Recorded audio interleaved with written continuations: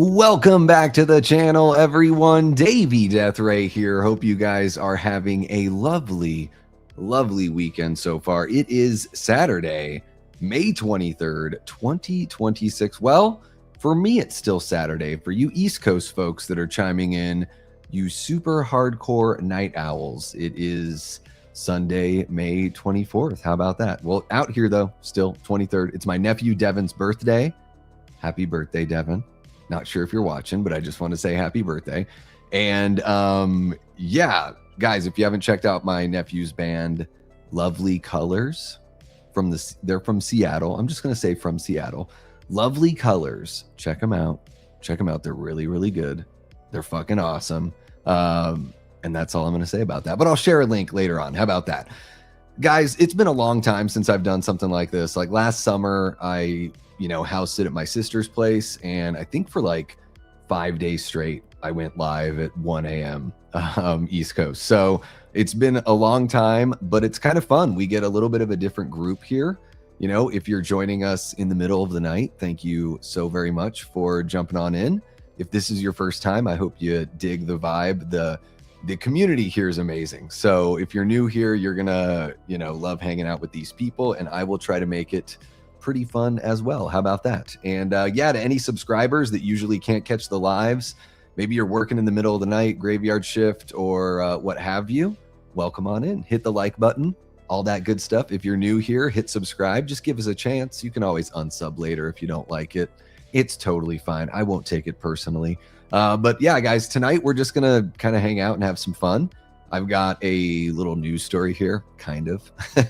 Our guy Prince that's in the chat shared this with me, and then yeah, I saw it on Bloody Disgusting shortly thereafter, so we can get into that. This can really just kind of be a hang, like whatever you guys want to talk about, really, that kind of hang. Now, if it sounds like my voice is tired, it's because I took a couple long drives today. Out somewhere and then back, and I listened to a lot of music and just sang a whole bunch. So I got my trusty water and all that stuff, but yeah, when you have an hour-long drive, you got to just belt your heart out. You know what I mean? Especially if you're feeling good about stuff. I'm gonna say what's up to you guys, and then we'll just get rolling with whatever. So in my hellos, if we get into a conversation, we get into a conversation. But I'll make sure to get to everybody here. We got Gina, aka My Chunky Jordy, says I'll still be asleep at 6 a.m. Snuggles from Ziggy Puppy Pup. Gina, the UK crowd is going to get a Sunday night show. Don't worry, that's going to be like 9 p.m. UK time on Sunday. So you guys are going to get a show out there. We got the aforementioned Prince in the house. What's happening? Prince says, "Was happening, you handsome bloke." Ooh, this time slot is usually my pirate watching hours. So I'm watching now, but want to pop in and say my hellos. Well, thank you so much for jumping on in, Prince. Hope you're doing well. Yeah. Oh my goodness, Jason. Well, Jason is kind of in Dead by Daylight. Jason Universe Jason is there. We got Ryan West, our great channel member. How's it going, Ryan? Hope you're doing well. As usual, I'm at work getting to hang with Davey and the Death Squad. That is right, Ryan. Welcome on in. Thank you for being a channel member. We got Nanette, another one of our great channel members. How are you doing? Nettie, welcome on in. We got Chris and Shell Talk Movies. I'm guessing this is Chris. Welcome on in, Chris. Hope you're doing well. What time is it out there? What is it, like the afternoon out there on Sunday in Australia? We got Antonis Andriotis, one of our great channel members. What's happening, Antonis? Welcome on in. Noah Alliston kicking it with us as well. Horror movies are my life, says Chop Top. Kind of our lives too, a little bit, to a certain degree, right? To a certain degree. Well, it's all right if you couldn't make it, Nanette. It's all right. Any minute, yes. I usually go a few minutes after the hour. I like when everyone jumps in and says hello and all that kind of stuff. Welcome on in, YouTube me. Hope you're doing well. As I currently wear a Joe Spinell Maniac t-shirt. That's a good one. That is a damn good one. That's a tough watch, man. And I guess Chris and Shell Talk Movies. Did you just become a channel member? Have you been a channel member for a little bit, Chris? I'm so sorry if I missed that. Guys, Chris from Chris and Shell Talk Movies. Were you gifted one? I think now I remember it. A lot happens. Now I'm remembering putting together the card of all the new channel members. I'm like, oh no, I remember Chris and Shell are in there. Yeah. Well, welcome on in. Welcome to channel membership, all that good stuff. Anyone excited for the new Hellraiser game? Going to be not safe for YouTube. I don't know if I'm going to play that one. I'm kind of saving up for that Halloween. I'm going to have to upgrade my system and all that kind of stuff for the new Halloween game. But I am going to watch my buddy Cecil Laird from the Horror Show channel play Hellraiser. I think it's a really cool concept for a game. You know, I'll be honest, Noah, from the trailers that I've seen, and I haven't seen the most recent thing, but the one that I saw maybe a few months ago, 4 months ago, something like that, I thought the graphics looked like, not that graphics are everything. I think gameplay really is everything. You know, it's kind of like, are effects more important than the story in a movie, you know, stuff like that. Like, so I know that graphics aren't the most important thing. I was just kind of surprised because I thought the game would look maybe a little bit better, but perhaps that was just early stage stuff and it's looking better now. So, but I am looking forward to watching people play it for sure. It'll probably be better than most of the Hellraiser movies, you know? We got Tia Nina in the house, one of our great channel members. How are you doing, Tia? Channel Mommy says hi. Let's see who else we got here. Hellraiser's not my thing. More excited for the Halloween game. I am as well. But I think Hellraiser, you know, there's some good stuff in there. I think the first 4 movies, I've only seen like the first 5 movies. I just watched that Inferno one the other day. You know what's crazy? By the way, Hellraiser Inferno is not a good movie. You know, it's one of these movies in the Hellraiser franchise that was just written and then they kind of worked, you know, Pinhead into it in a very roundabout way. But Scott Derrickson directed that Hellraiser Inferno movie, which is just crazy because he did like Sinister, he did The Black Phone. I mean, he, you know, he kind of worked his way up. Not everything, you know, Black Phone 2, I'm not the biggest fan, you know, whatever. I'm just saying Sinister and The Black Phone, I think, are 2 really solid horror movies. It's wild that even watching Inferno, and I didn't even know it was him when I was watching it, but I didn't notice anything about the movie that like looked exceptional or, you know, stood out to me as like, oh, wow, this movie's like not really good, but at least it has this thing that I can see in it. I didn't see anything in Hellraiser Inferno, but Hellraiser Bloodline, that movie gets trashed all the time, and I think it's pretty fun. I think it's pretty good. If you haven't seen Hellraiser Bloodline, give it a shot. Give it a shot. It is not just Hellraiser in space. That is like one part of the story, but it's so much more than that.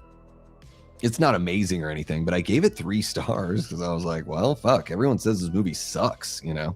That owl in the thumbnail will cut you. Yeah, no, the owl is cannot be trusted. Can't be trusted. Hi, Davey. I'm Shelley Duvall. Well, Shelley Duvall. I mean, she's great. She's great. Love that Shelley Duvall. Jason is in Dead by Daylight. Wow, kind of, Lido. It's Jason Universe, Jason. We will take a look. And welcome on in, Lido. Hope you're doing well. One of our great channel members right there, an awesome, amazing member just of the horror community at large, writ large, as my guy Rich Eisen says, because he doesn't want to say at large, so he says writ large, because if you use a Latin word, it means you're smart. Quid pro quo, Mr. Colt. What does that mean? It means I'm pretentious. Noah says, I still wondered who wrestled the rights away from Friday the 13th from Victor Miller for the games and the new prequel series. Well, no. He is part of it. So Victor Miller, I think, is part of the Jason Universe side of things. So he's with Horror Inc., right? I think that's him. And I think he's on the Jason Universe with the Barsamians. I think. The rights are so confusing. But Victor Miller is still there. And his lawyer, too. His lawyer is now a rights holder. I guess that's part of the deal of helping Victor, you know, get those rights. Kind of an interesting relationship. I would love to know more about that. But yeah, Victor Miller for the game, like for that first game, you know, they had issues for the Friday the 13th game. Yeah, but for all this stuff, he's getting a check. So no one had to wrestle anything away. They just had to argue in court over how they were going to split things up and how they were going to share money. And then for the TV show, yeah, the Jason Universe is technically part of that. I don't know if they have any involvement on the creative side, Noah. I would imagine all the creative stuff's being handled by A24 for the TV show, but that they wanted to use adult Jason as well as little kid Jason, and I think they had to clear the rights with everybody to be able to use those things. But for some reason, they're still not using the term Friday the 13th. I think Sean S. Cunningham owns the term Friday the 13th, but maybe they'll find a way to, maybe once we get the one sheet for Crystal Lake, it'll be called Crystal Lake, a Friday the 13th series, or you know what I mean? It might have some sort of subtitle like that. Not that it needs it, but it would be cool to see the term Friday the 13th come back into Friday the 13th. I would like that.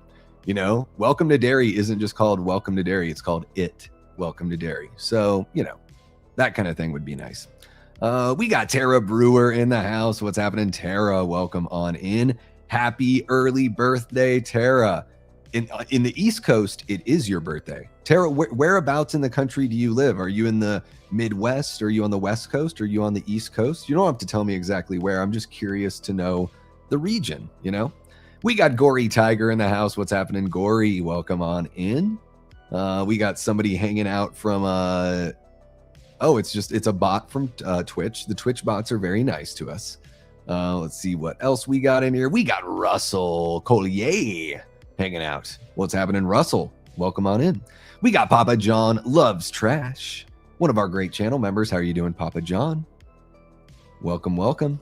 We got David, another one of our great channel members, says, hello, I watched Laura from 1944 tonight, and it's incredible. David, there's so many of these movies, these classic movies you're going through, and I have not even heard of them.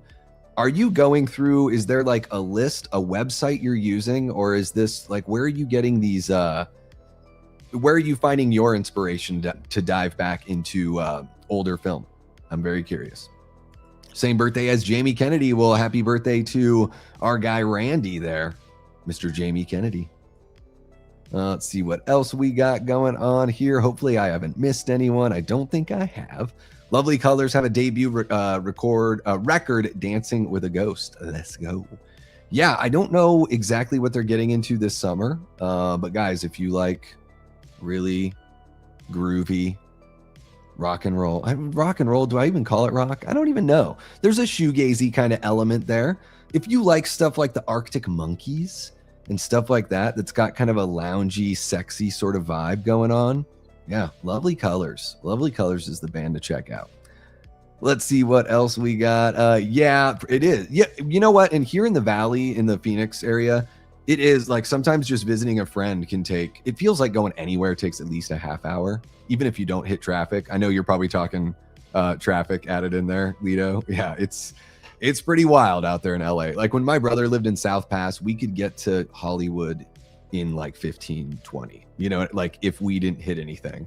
And that to me seems so incredible to be able to like get down there, so quickly. He lived like right around the corner from, like the grade school and all that stuff from Halloween, like kind of in that part of South Pass there. So, yeah, it's pretty wild, but it's just what you have to do to see people in the city. Sometimes you got to drive an hour, whatever.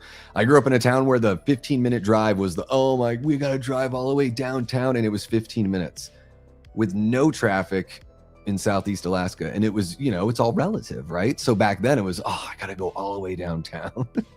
And now I'm just like, that's nothing. I can't even get to like McDonald's and back in quicker than that, right? We got Tia Nina dropping a $5 super chat, says just finished work, perfect timing for a live stream. Tia, are you able to work remotely? Or do you just work a late shift on the weekends? Either way, I'm very happy that you're here to hang out with us, and thank you so very much for the $5. Yeah, guys, I did a super chat goal. I know that YouTube's still having issues and everything with the super chat goals. But if we want to go for another hour, I know it's really late, no big deal if we don't get there, but like if we want to go another hour, a few more super chats of $5 or more, and I'll keep on going, keep on going. Let's see what else we got here. Just want to make sure I'm not missing anyone because I see some new people hanging out. All right. 160. All right. So you're in East Coast. Tia is in Central. There we go. Ooh, Russell's in Tirana. What's happening, Russell in Tirana? Love seeing that. Welcome on in, man. We love our Canadian community members, of course. Dead Ringer Video jumping on says Bloodline is definitely fun. Yeah, I thought the performances were good. I thought the gore was good. I really liked a story that was being like threaded throughout time. I actually thought that was a really cool concept. And people just say, "Oh, it's Hellraiser in space." So it's like, "Oh man, like no, it tells a way more epic story for a movie that's just like an hour and a half long." I don't know. Maybe I'm just grasping at straws because, yeah, the Hellraiser franchise isn't that strong for me personally. But I'm just going to be honest. And if something kind of surprises me, I have those low expectations, and then it, exceeds them. Yeah, especially after watching Inferno the other night. Not good. We got Carrie Crave Cinema, one of our channel members and our newest moderator. She says, "Hey, I can't stay, unfortunately, because early-ish morning, but wanted to at least say hey and do mod stuff for a little bit." Thank you, Carrie. What's up, my peeps? She also says, "Thank you so much, Carrie, for jumping on in. You really don't have to, but you're so very sweet for doing so." The Daily Ghost says, "Davey Deathray, you should advertise the start time for your location. Own your time zone, be proud." Yes. So here's the cool thing, though, and welcome on in, Daily Ghost. It's great to see you. So I know that YouTube is really cool about, like, if you click the link and you go over, it's always going to say the time it's going to start for you. I always go by East Coast time because the first thing is there's so many people that live on the East Coast. It's no secret that, like, regular programming for television stations, and when they decide to put on, like, sports and all that kind of stuff, they kind of go by an East Coast schedule because they want that viewership. And I'm the same way. I know there's so many people that live out there. I want to grab that group. And then also, like, I don't know. I guess it just seems like that's kind of the standard, is people talk in East Coast terms. And also, if I think in East Coast terms, it's easier for me to make the leap over to the UK from there and just kind of keep all my time straight. But I appreciate you. And really, I'll go live whenever I want. I just thought it would be fun to just, do it at this time. And it's weird as well, Daily Ghost, because I'm in Arizona. So technically I'm in Arizona time. We don't switch. So, but we're on Pacific time now, but sometimes we're on Mountain time. It's bizarre. So I can't even really own a time zone because I don't even live in a time zone, really. I'm time zoneless, Daily Ghost. Again, welcome on in, and thanks for hanging out. We got Ben Grimm in the house. Another one of our great channel members says, #Team No Sleep. What up, Ben? Welcome on in. I will probably get some sleep, but yeah, it's only 10:30. 1:20 out in Indiana. Thank you so much for joining us, man. Ryan, how is the baby doing? How's the little one doing? I hope the fam is rocking and rolling. I like your icon there, a very beefy Michael Myers with a kind of beefy Pinhead. I mean, let's be honest, like, Pinhead looks a little jacked there. Not looking as androgynous probably as the original Clive Barker interpretation in the novel, but still a pretty good look. It also looks like he's wearing some sort of medic patch on his left breast there. We got Ashley joining us. What's happening, Ashley? Welcome on in. Hope you're doing well. Great to see you, as always. We got Jigsaw dropping a $5 super chat. Says, "What be your pleasure, sir?" Wait. I love when Pinhead is always like, wait. He wants to do a whole bunch of stuff. He talks a big game, like, "Oh, the things I'm going to show you, like, blah, blah. Wait. I'm not ready yet. I swear it's coming." We got Teal Kit joining us. What's happening, Teal Kit? Saying hello to the Night Owl crew. And some guy named Dave. I'm just joking. I am Dave, guys. I'm Dave. I'm David. I'm Davey. It's funny. Sometimes people do ask me, they're like, "Oh, like, what do I call you? What do you prefer?" Like, I usually introduce myself as Davey. And some of you guys, like, a lot of you probably know my family and, like, old friends. Like, they'll probably call me Dave or David. A couple of my family members call me Davey, but for the most part, I get Dave or David. Uncle Dave, Uncle David. That kind of stuff from the nieces and nephews and all that. So I love it. What it do, Dave? And the Night Owl crew. Welcome in, Teal Kit. Welcome back. We've missed you as well. I'm glad you're able to hang out. Sven is just finishing up, so your timing is impeccable. All right, there we go. Hell yeah, I love seeing that. I don't know. Is it everybody's YouTube that's having this issue? I mean, I'm still getting they're still coming in. It's just something with I don't know. I figure it's a YouTube-wide issue, honestly. If I truly pick a classic Memorial Day movie on my birthday, it's Bill Pullman's Independence Day.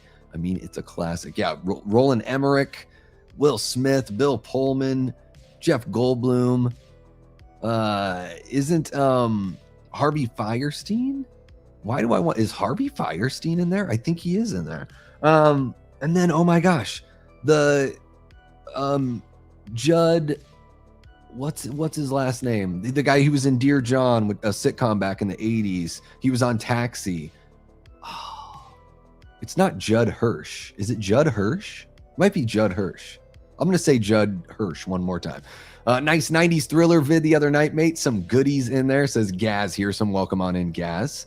Welcome. Yeah, the 90s, it's so tough to, like, I could have added another 5 to 10, stuff like The Good Son and, of course, Falling Down, and a lot of those movies that were mentioned. Some of the movies that were on Jason's list, some of those I just haven't seen yet. So, what was it? Last night we were thinking about watching something in the Discord, but fucking Basic Instinct's like 2 hours long, or 2 hours, 20 minutes, like Fatal Attraction's 2 hours long. It was just too late for us to start a movie that long. So we watched American Mary instead.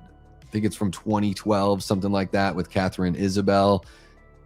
Not very good, unfortunately, American Mary. It had a really cool concept. It could have been really fun.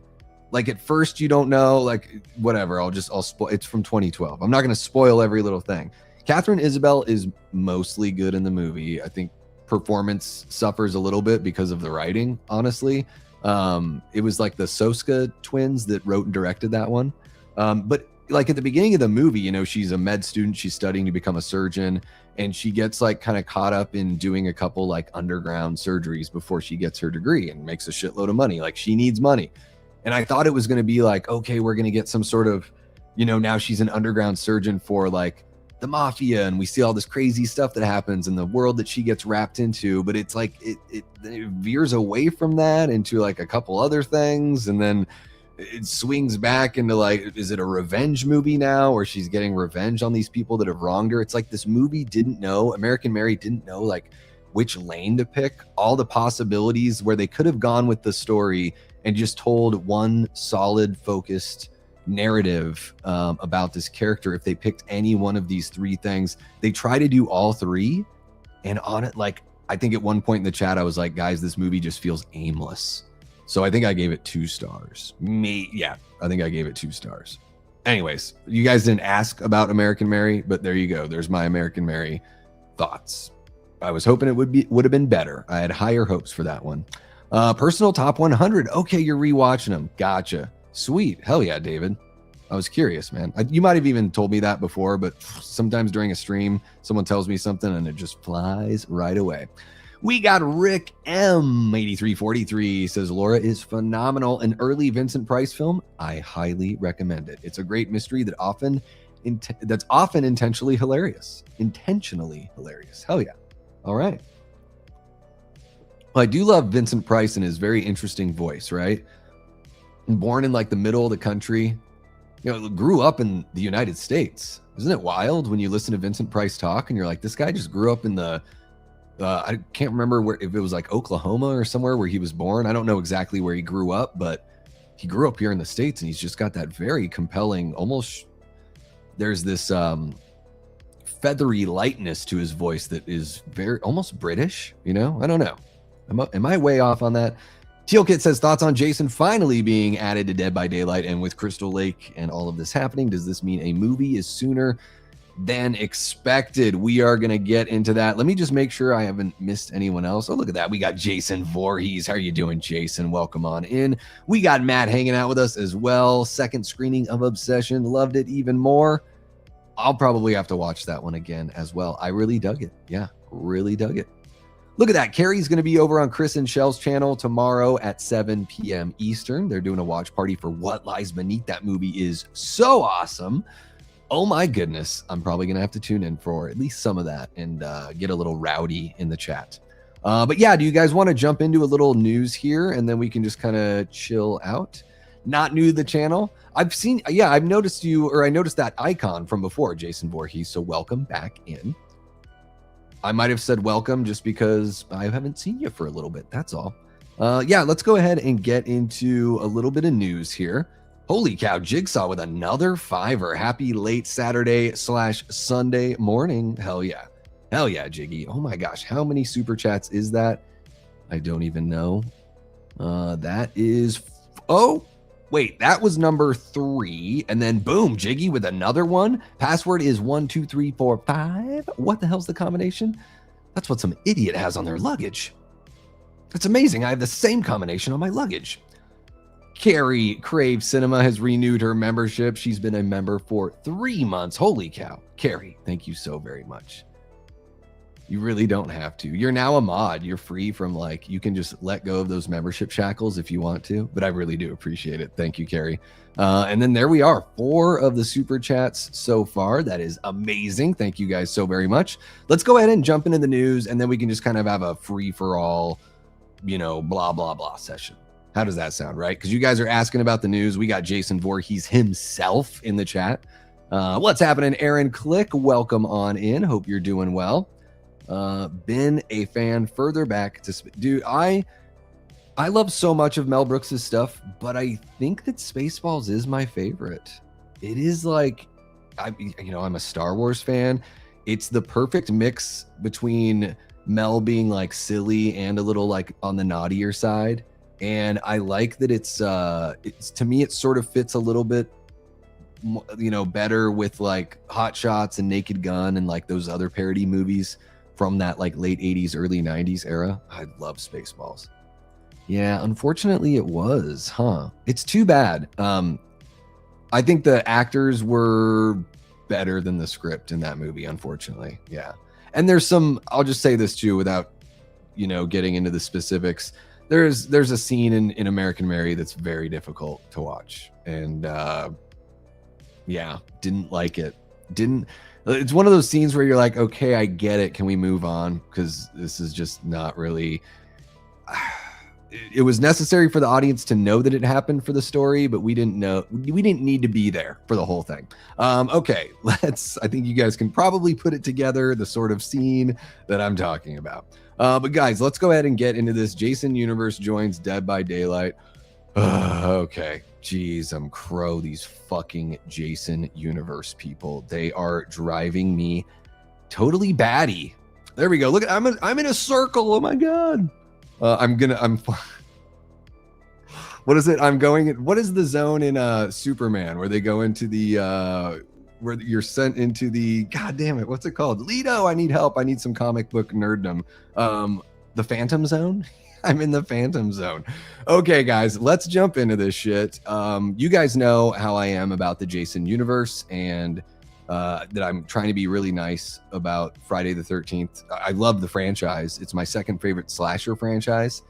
You know, not every movie's great, but it's got some bangers. I mean, part 2, Jason Lives, obviously, that's my favorite. The final chapter is great. I really like the first movie as well. You know, there's so many great ones in there.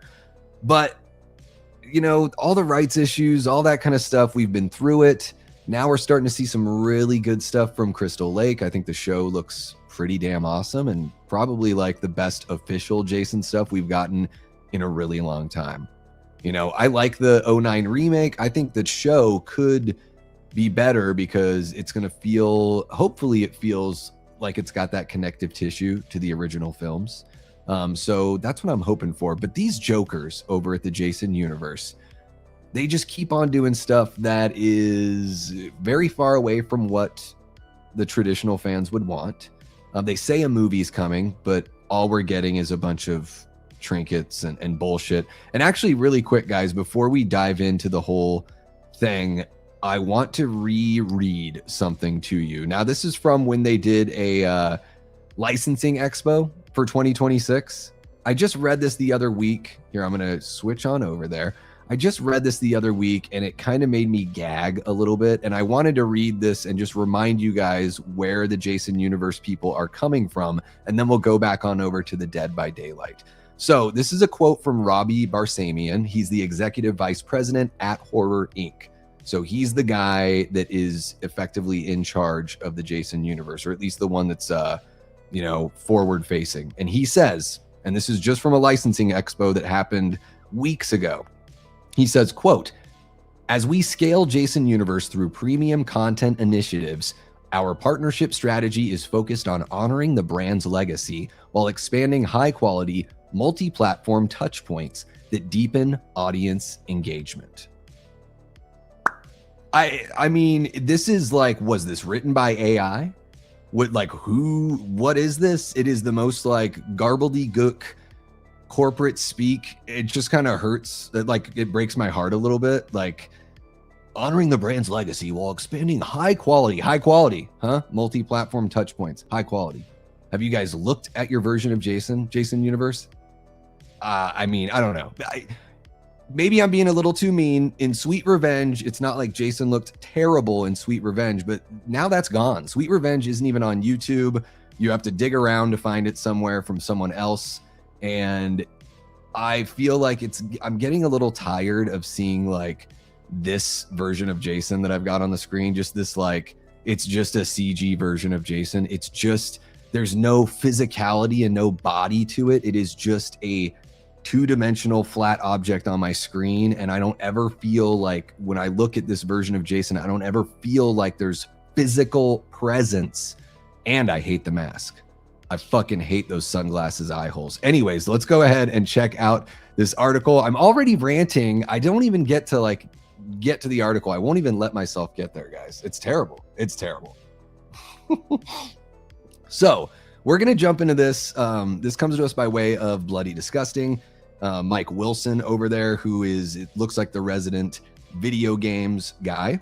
I love his little icon. Let me know in the chat, guys. Do you guys know where Mike Wilson's little icon is from? It might be a little tough for you to see it, but I know that video game, and I'm curious to know if you guys know. But the headline here says Jason Voorhees is coming to Dead by Daylight, and there's that image that just kind of breaks my heart. Here we go. Let's read this, and then we'll check out the trailer, and we'll see what we think. All right, so the article says, the wish for the addition of Jason Voorhees to Behavior Interactive's asymmetrical horror hit Dead by Daylight is finally being granted. With Dead by Daylight celebrating its 10th anniversary this year, what better way to celebrate than to finally land the big guy himself? Well, some version of him. Jason's impending arrival in the fog was revealed as part of the Dead by Daylight 10th anniversary stream this morning in a brand new trailer. No details on just what Jason's appearance in the game entails, but expect more soon. And here we go. Jason enters the world of Dead by Daylight on June 16th. And this is just another, so I already kind of hate that we're getting this like Temu version of Jason in the video game. Wouldn't it be so much cooler if it were like the Friday the 13th game where you could have a bunch of different skins available and you could pick from any of them? You know what I mean? Something like that. And then here, what's really funny is at the very end, what I read there is Jason enters the world of Dead by Daylight on June 16th, 2026. Look, I know that June 13th this year is a Saturday and it's not a Friday the 13th, but June 13th is Jason's birthday. Why couldn't they do it then? Why are they not ever hitting the bullseye on this stuff for like doing the most basic thing that like any fan would think of? Like, oh yeah, let's just like go ahead and launch it on June 13th. Why does it have to launch on a Tuesday? I mean, is that a legal thing that they have to release the skin on Tuesday? Just release it on his birthday. What the hell are we doing? It makes me think that they don't even know when Jason's birthday is, that they're not even aware over at Horror Inc. Anyways, I don't know. Let's go ahead and watch the trailer. I'm like already fuming. All this stuff in between is stuff that we've already covered on the channel and we don't need to talk about anymore here, but I'm going to go ahead and turn off the music, try to gather my thoughts a little bit and my emotions. But yeah, let's go ahead and watch this Dead by Daylight trailer with Jason Voorhees. Let me just make sure we're not going to get our ears blown off. I'll do a little bit of sound there. All right, here we go, guys. Let's see what we got. Let me take it back there. Here we go.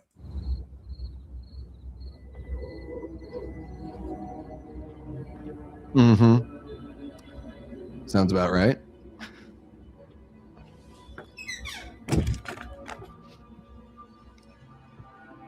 So people must have known right away when they saw this that it was going to be Jason Voorhees, right? Yeah. I mean, the machete looks cool. It doesn't look like it's ever been used.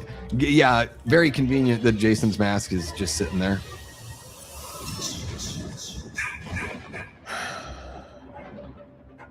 Is that it? That's it?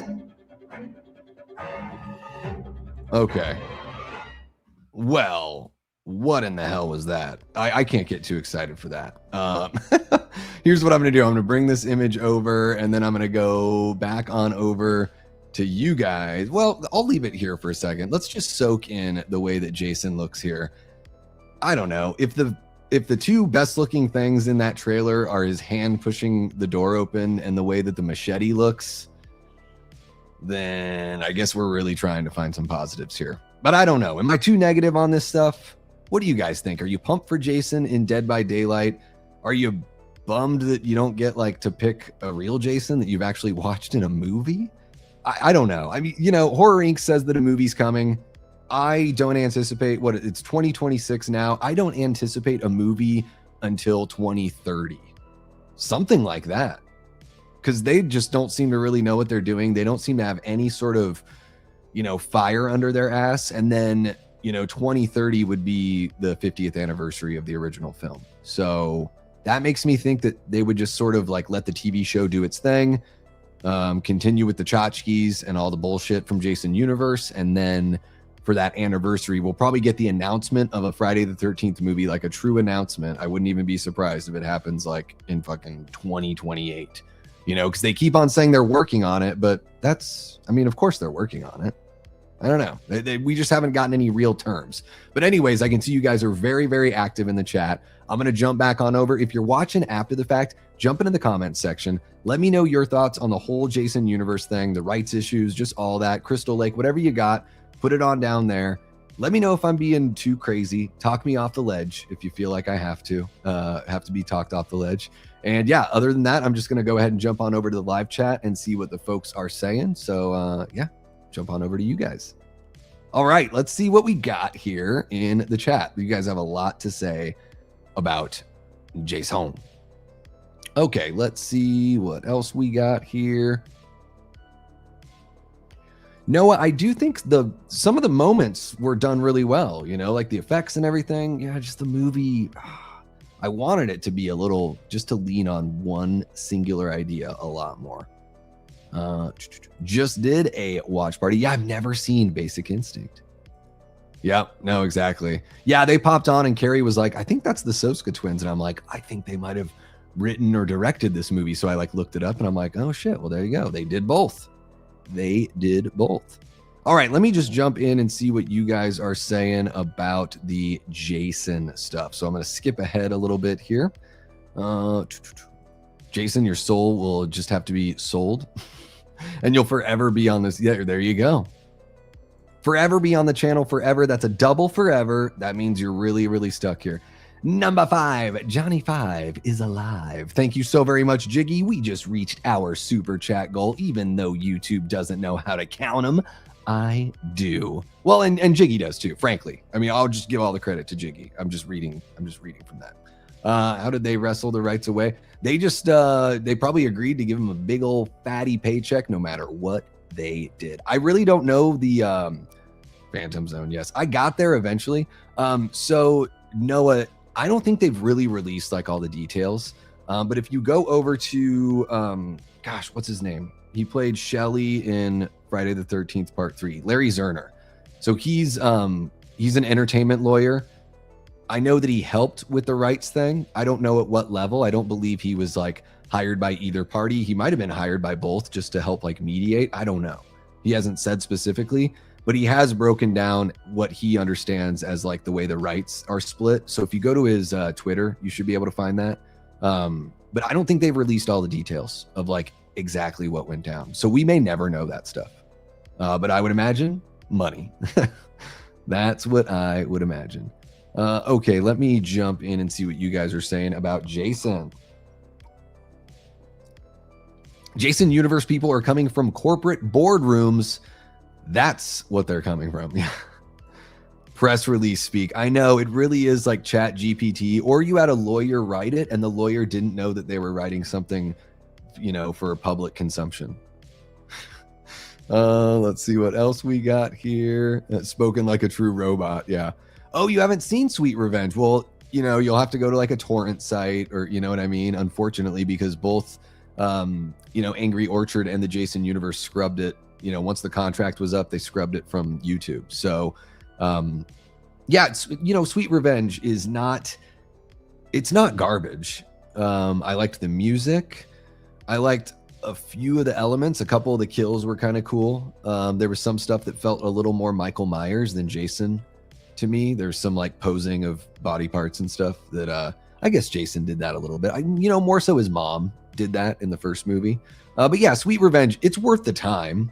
You know, it's 13 minutes like with credits. Like it's definitely worth it to watch and just see what you think. I don't think Mike P. Nelson really got enough time. I think Jason could have looked bigger if they shot him from better angles. And the reason why I say I think Mike Nelson didn't have enough time is because when I saw Silent Night, Deadly Night, I thought that movie looked really good, and I really enjoyed that movie. So I don't think it's on Mike P. Nelson, is basically what I'm saying. I got the guy's back. There you go. Did a watch party, so you can find it over there, Lido. I did a watch party. I don't think I showed it. I might have shown it when we watched it a second time, but I didn't know that I could show it, you know, because if you try to show something that's from another YouTube channel, like YouTube could just take you down, depending on how those people feel about their stuff being shown, you know. 1408 a lot of 1408 talk. I dug that movie. It didn't change my world or anything, but I liked it. Jason Universe perfectly encapsulates what's wrong with the world of business transactions, boardrooms, giant studios, CEOs, etc. I think I'm making myself more pissed off the more I rant. Well, Aaron, you and I are coming at it from the same place. You know, we come at it with a kind of a punk rock sort of background and attitude. And, you know, I think the way that people, I'm not saying we're exactly the same, but the people like you and I that, you know, subscribe to certain, you know, parts of the punk culture and just like fall in love with the music and the DIY ethic and, you know, the kind of stripping things down from like ultra powerful, you know, and sharing a little bit more of the piece of the pie and all that. There's a little bit of that going on in punk rock. So I totally get it. Like that's why I get these sick feelings. It just sort of like when I read that stuff, and I say it makes my heart hurt because yeah, it's like seeing something that was never really accepted by the true mainstream. Like mainstream culture knows about Jason, but it's not like mainstream culture is in love with Jason. And then now it looks like, I think the right word for it, it looks co-opted. You know, it looks co-opted by people that don't really understand it. Like they have the rights, but they don't understand it. You know, it's like that line from the original Dawn of the Dead where, you know, they're in the gun shop and Peter's like looking through the scope and he says to Roger, "It's a shame, isn't it?" And Roger's like, "What?" And he's like, "The only sucker who could miss with this is the sucker with the bread to buy it." Or the only guy that could miss with this is the sucker with the bread to buy it. And it's just like, that to me is such an amazing line by Romero. I think about it all the time. When I see somebody that's got a fancy car and they don't know how to park it, you know, stuff like that, or they don't even know how to drive it. I'm like, oh, can't even operate your shit. But yeah, it is, it's heartbreaking, Aaron. It is. It's not on free. Yeah, well, that's true. They could still do it on Saturday, June 13th. They could even release it like midnight on Friday the 13th and like kind of work that in, like, oh, right on Jason's birthday, like we're dropping this. I don't know. Jason Universe, you can call me. I mean, you should call Vincent DeSanti before you call me, but you can call. There's so many people out there that would love to help you guys just kind of see it from the fan perspective. No shortage of people out there, Jason Universe, that would love to just, I don't know, help guide you guys in some sort of way, because y'all are just fumbling the easiest bag to hold on to. I don't understand it. Talking both now, I guess. Yeah, talking both. But Dead by Daylight, it's just the video game. And then with the movie, yeah, I don't foresee a movie coming out until the anniversary. But with the way Jason Universe runs shit, they probably would fuck that up too and put it out the year before the anniversary. You know? I'm not saying that I want to wait 4 years for a Friday the 13th movie. I don't. I'm just saying it makes sense to like take advantage of that anniversary. So that's all. Horror news has never been so triggering. It's really strange, the things that irk me, Aaron, and I try to not let them bother me, but this is one of them. And it really is like, just going back to that punk rock thing. You know what I mean? It's like, there's nothing wrong with it. Like, you know, when a punk rock band signs to a major label, every one of their fans, the butt puckers, right? You pucker and you just hope it doesn't change them. And usually it does, at least at some point. But it's not a guarantee it's going to be an absolute mess, you know? But Jason Universe feels like an absolute mess. Feels like the punk band that got picked up by a label, and now we like don't even know who the fuck this band is anymore. And the version that everyone knows in the mainstream is like not even the version that got the band popular in the first place. It's fucking bizarre.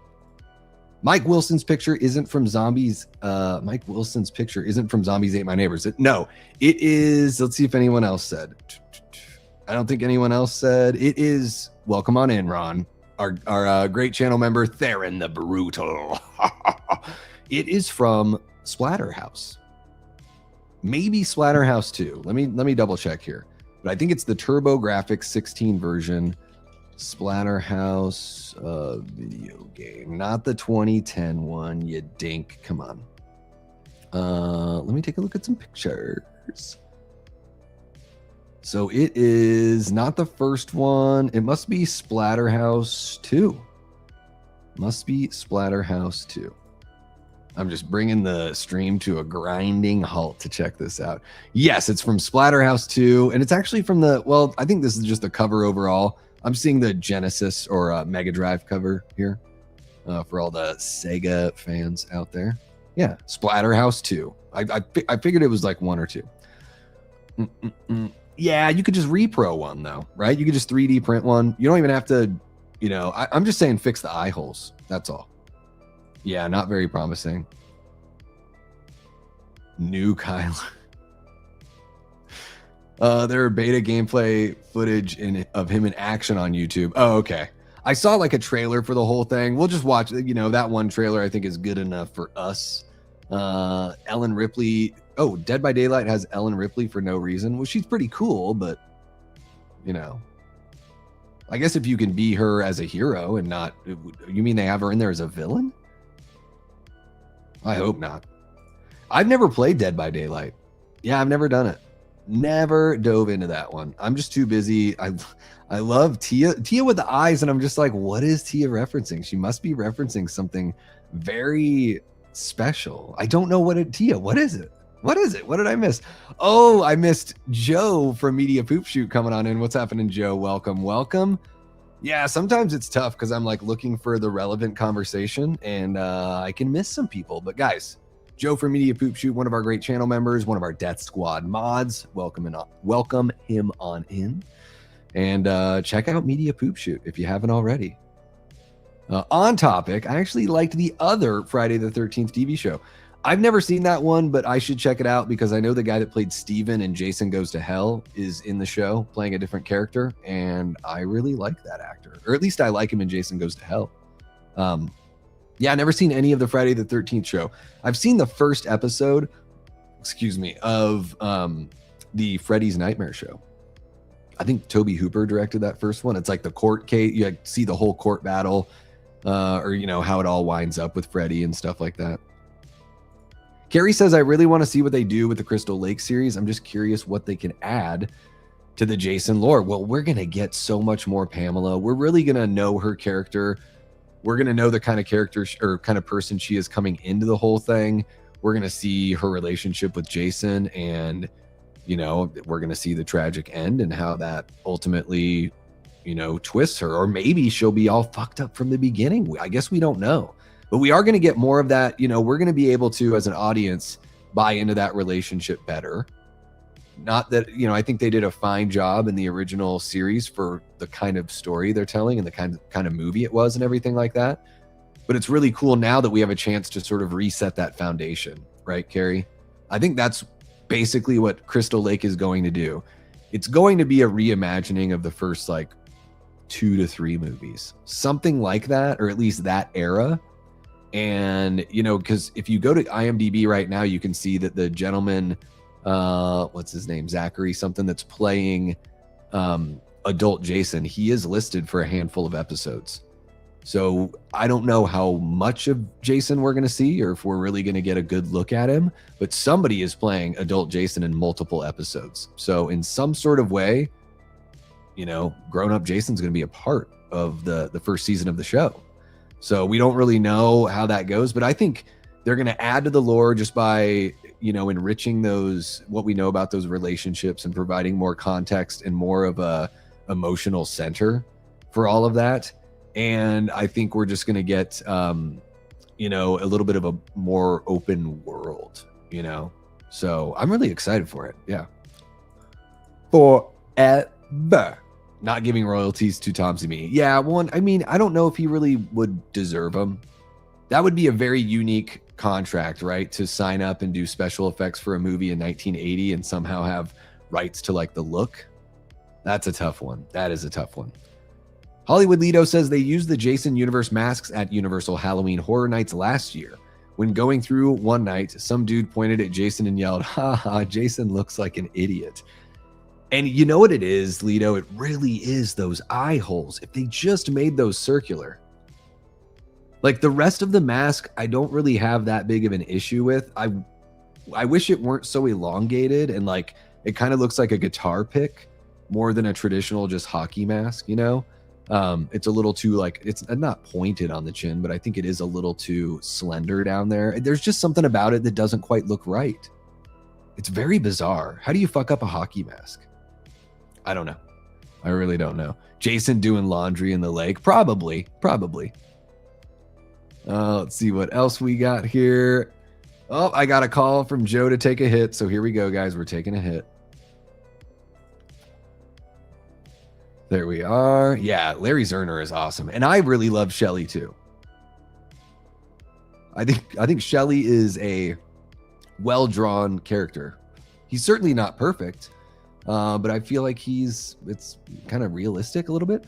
Holy cow, you guys, we have 35 people hanging out. You all are amazing. I think there are more people hanging out in this middle of the night stream than sometimes I would get on a, you know, regular late night stream. So, and when I say late night, I mean 10 p.m. Eastern stream. So thank you so very much, everyone that's popped in. Make sure you hit that like button, all that good stuff.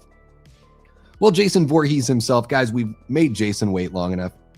Jason says, I got a better idea. How about I talk everybody into giving you money since they like me so much? I am Jason Voorhees after all. So what are y'all saying? Will you make up enough money to give for me or for Carrie? Because I know you're talking to Carrie there. Oh, $1 million for Carrie. Yeah, we can do that. We can do that. All right, let's see what else we got here. Jason also posed corpses in part 4. Pose corpses in part 4. You're right. Yeah, Jimmy gets kind of as a blockade against the, you know, the exit door out of the kitchen there. Yeah, that's absolutely right. Are there more examples in part 4? I don't know. Are there more? You are right about that. Yeah. It's not that he's if you've seen I don't want to spoil Sweet Revenge for Leto, but I guess he doesn't really care.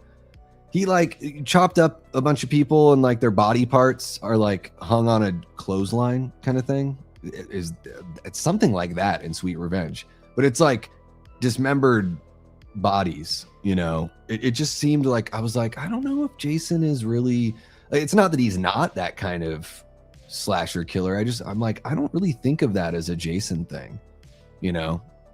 I never really thought his mind like went that far, you know. I agree, it's frustrating there isn't any news on a movie, but I don't have issues with the video game stuff. My stepbro discovered his favorite films because of Fortnite skins. If it brings in more fans, it's fine. That's a valid point too, and I guess I'm curious to know about that. Like, does, you know, because they put him in Fortnite, he's going to be back in Fortnite this Halloween season and everything. You know, it's cool. Like if that's how little kids are discovering Jason, they go to their parents and they talk about it, and then maybe they get to check out one of the movies from there and become fans. Like, that is awesome. If the video games can lead to more fans of Jason, that's great. I really just wish that Jason looked better, because wouldn't it be so odd, like, to see this Jason as your first Jason and then go back to watch the movies?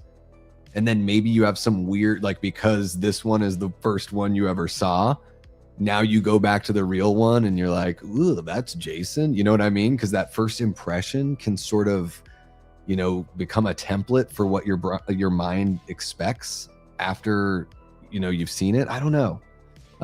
But yeah, I mean, if it's bringing kids around and making them fans, that's awesome. I guess I think, Papa John, I sit there and think, how many of those kids, though, are really becoming fans versus, like, it's just a moneymaker for Jason Universe? So yeah, Nick, like, I'm cool with him being in the video games. I like all that. That's cool.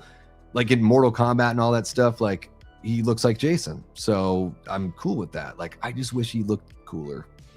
I wish he looked better. Not even cooler, just better. He just looks, I don't know. It just doesn't look like Jason to me. I'm just an old man yelling at a cloud now. Let's see what else we got here. I know I'm so far behind. Jigsaw gifted 5 memberships. You are awesome, Jigsaw. Let's see. Where did those go? Oh my goodness. I wish I could just, oh, let me see if I can find them. There we go. We got Monokuma 999, John Doe 170, Nicholas Woodall, Michelle Pig, and Only Mools have all been gifted channel memberships. Welcome on in.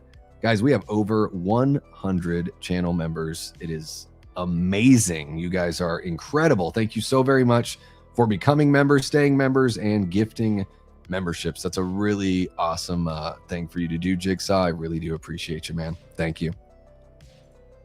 Dude, Ken 4E is so good. Yeah, From Beyond is awesome. I actually just watched that for the first time like a couple months ago.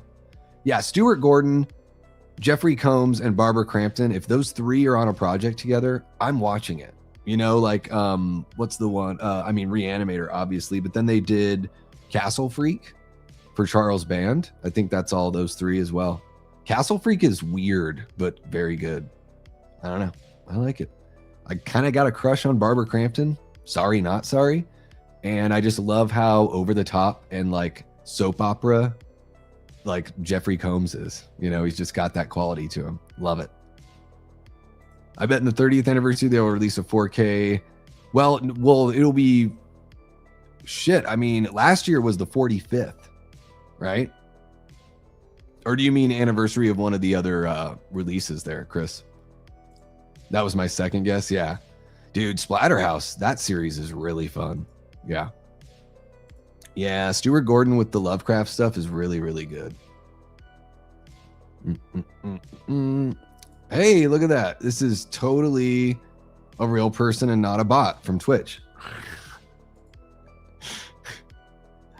I need to see Yellow Jackets because Sophie Thatcher. Damn, dude. Damn. I'll watch her in anything. I really will. Especially with that wild blonde hair she's got in that show. Holy cow. I mean, shit. Heretic was so good. Like Companion, she's great in Companion. I think Companion's like a good movie. Good, not great. But man, Heretic was one of my favorites from 2024, right? 2024? Yeah. Oh my gosh. I mean, everyone's really good in that movie. I just really love the script and the cinematography. Hugh Grant's performance is incredible. But that was my first time seeing Sophie Thatcher, and I was forever changed. Let's see what else we got going here.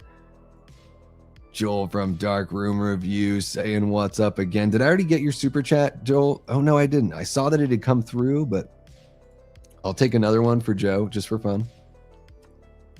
Thank you, Joe. And Joel with a $5 super chat doesn't even want to say anything, just wants to drop the 5. Thank you so much, Joel. Appreciate you. Hopefully I don't cough too bad here. Oh, yeah. Holy cow. Carrie's reminding you guys next Saturday, Movie Punks is returning. SLC Punk, guys. If you haven't seen it, check it out before. I think we're going to do a watch party and discussion. That's what I want to do with Movie Punks moving forward. I love SLC Punk. If you've never seen it, you really should watch it before the episode. And then that way, well, you'll know if you like the movie. So you can join the episode, and that way you'll be able to kind of join the watch party and, know what's up, know what's going on. What else do we got here? She might be a Highlander. Oh my God. Yeah. Well, she ages, her and Judy Aronson from the final chapter. Oh my God. I've said so many times, if I could be the meat in that sandwich, I absolutely would be. Actually, I can't say that now because I can't say that now. But I don't know, a couple weeks ago, totally different story. Matt Arnett says Twitch bots be twitching, Davey. They do be twitching. I love how it's like, yo, bro, I just found your channel. Like, your shit's just fucking blowing my mind. Like, dude, if people really reacted that way, yeah, then I'd probably be doing this for a living. The Haddonfield Registry YouTuber is arguing, saying that Halloween is the longest running slasher, and I told him TCM is. He's trying to say the first two TCM movies are not slasher. Well, yeah, I mean, I think they are, but it's like, I get it too. If somebody looks at the original TCM and is like, it's a slasher, but it's also like a backwoods, I don't know, like backwoods horror. I don't even know if that's a thing. I mean, I think it counts. It's different. It's a different kind of slasher, TCM, because the young people venture away from home and they actually invade somebody else's territory. So it's a little bit different, but I still think it's a slasher. Yeah, I mean, I think TCM has definitely got it as far as longest running. Yeah. But I guess whatever. You can find a different metric to say that Halloween is like, you can be like, well, Halloween has had this many movies since 1978. So even though it's not the longest running, it's the most prolific. You know what I mean? There's plenty of ways for somebody that loves Halloween to spin it as that, Halloween is more important by some other metric. I mean, Halloween is my favorite slasher franchise, Ryan, but I'm not going to sit here and say that Texas Chainsaw isn't a slasher. I mean, I think it is, and I think it has other really cool elements, and it's got a different way. Oddly enough, it's very early in the slasher subgenre, but it is kind of a flip of what we have come to know as the standard setup for a slasher. So it was, I don't know if it's technically the first, people stay psychos, you know what I mean? Stuff like that. But I would say like TCM is the first to really like kick it into that phase that we, now know and love. You're totally fine. It's from Twitch, so it's okay. Yeah. You don't need to remove it. It's fine. I don't mind the Twitch bots. I'm just surprised that anyone's watching on Twitch. So, streaming to Twitch is just for funsies. You're totally cool, Carrie. As long as they're not harassing me. I did have to baby hit it because I cough so much. I cough a lot. Thank you so very much. Yeah, last Monday was my birthday. SLC Punk is part of my teenage development. Mine too, Noah. Mine too. Dude, what? No. Really? Really? I swear I've seen her in her yoga poses on her Instagram. I don't know. I guess I just have to meet her myself. I have met Barbara Crampton. I took a picture with her. I laid my head on her shoulder. I don't think she liked that very much. I was like, oh, I thought I was like charming enough, Babs. Like, come on, B-Cramps. Like, get a little snug in with me, girl. I'm sorry. I didn't do anything with my, nothing else. I didn't think it was that inappropriate. Anyways, if I met Judy Aronson, I guess I wouldn't lay my head on her shoulder. What can you do? Can't compete with these cyborg celebrities, but at least I can still trick people with my age. There you go. And what about your, I'm not going to say it, Carrie. I'm not going to say it. Your AI. Yeah, TCMB slashing. It's true. Okay, looks like I'm all caught up. That's amazing. All right, look at that. Well, guys, you've technically got me for another hour-ish. So what do you want to do? What do you want to talk about? We can, I don't know. What did I say? Something like Letterboxd review. Should we look up a really bad movie or look at the glowing reviews, or maybe look up a movie we all love and look at the really bad reviews. I don't know. We could do something fun like that, or we could just chit chat. Whatever you guys got. I'm here for you. I'm here for you. Elvira, aka Cassandra Peterson, was still hot about 7 years ago. Yeah, she ain't ever losing that. She ain't ever losing that. The sheer notion that Tobe Hooper tried to get that movie a PG rating is inconceivable. The tone of the movie alone is grisly. Yeah, I mean, I get it, because back then they only had PG and R, and they don't show blood, but no, it is, I think, arguably more uncomfortable and more violent feeling that they don't show the blood. You know, that first kill, the hammer to the head, that is one of the most, I've never seen anything like that happen. But when I watch that, I'm like, man, it looks so real. Again, I have no frame of reference, but my brain just says, oh my God, like that looked so, like, how the fuck did they do that? Like, dude sack of potatoes, falls down, the thump, you know, and then the thumps, like the creative blocking of the camera so we can get more thumps in, and the twitching. I don't know. Yeah, it is grisly. Thank you so much for hanging out, Carrie. Really do appreciate you. Hope you have some great sleep and a lovely day tomorrow. I'll see you over in Chris and Shell's over on their channel tomorrow night.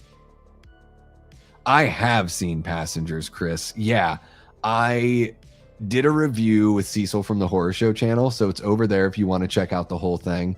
Man, it is just boring.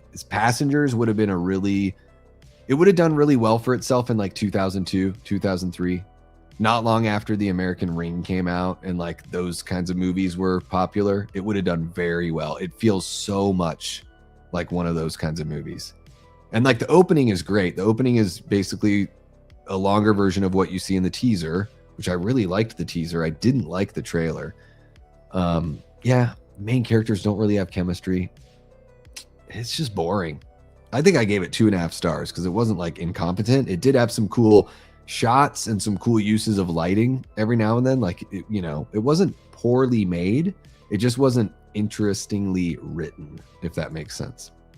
Have I ever seen Dead and Breakfast with Osgood Perkins and David Carradine? No, I've never seen Dead and Breakfast, but I've seen, like, I'm aware of the movie. I've not seen it before. And I do know that Oz did, a little bit of acting before, jumping into the director's chair. He's in one of the Psycho movies. He plays like a younger version of Norman, which is fucking awesome. And then oddly enough, he's from Not Another Teen Movie. He's got a little cameo that's actually pretty hilarious. And he was in like Legally Blonde or something like that too. I don't know. I saw Legally Blonde, the first one, when it came out on like DVD years ago, like right when it, me and my group of friends watched it. I watched it by myself. I had curlers in my hair and everything. Never watched the sequels. Don't know if he's in there, but good old Oz Perkins. I love Oz. I mean, as far as his work goes, I think his work is fantastic. Jason says there's a new spinoff. There's news about a spinoff of Stranger Things, and I would like for somebody to tell me about it. How about you, Davey?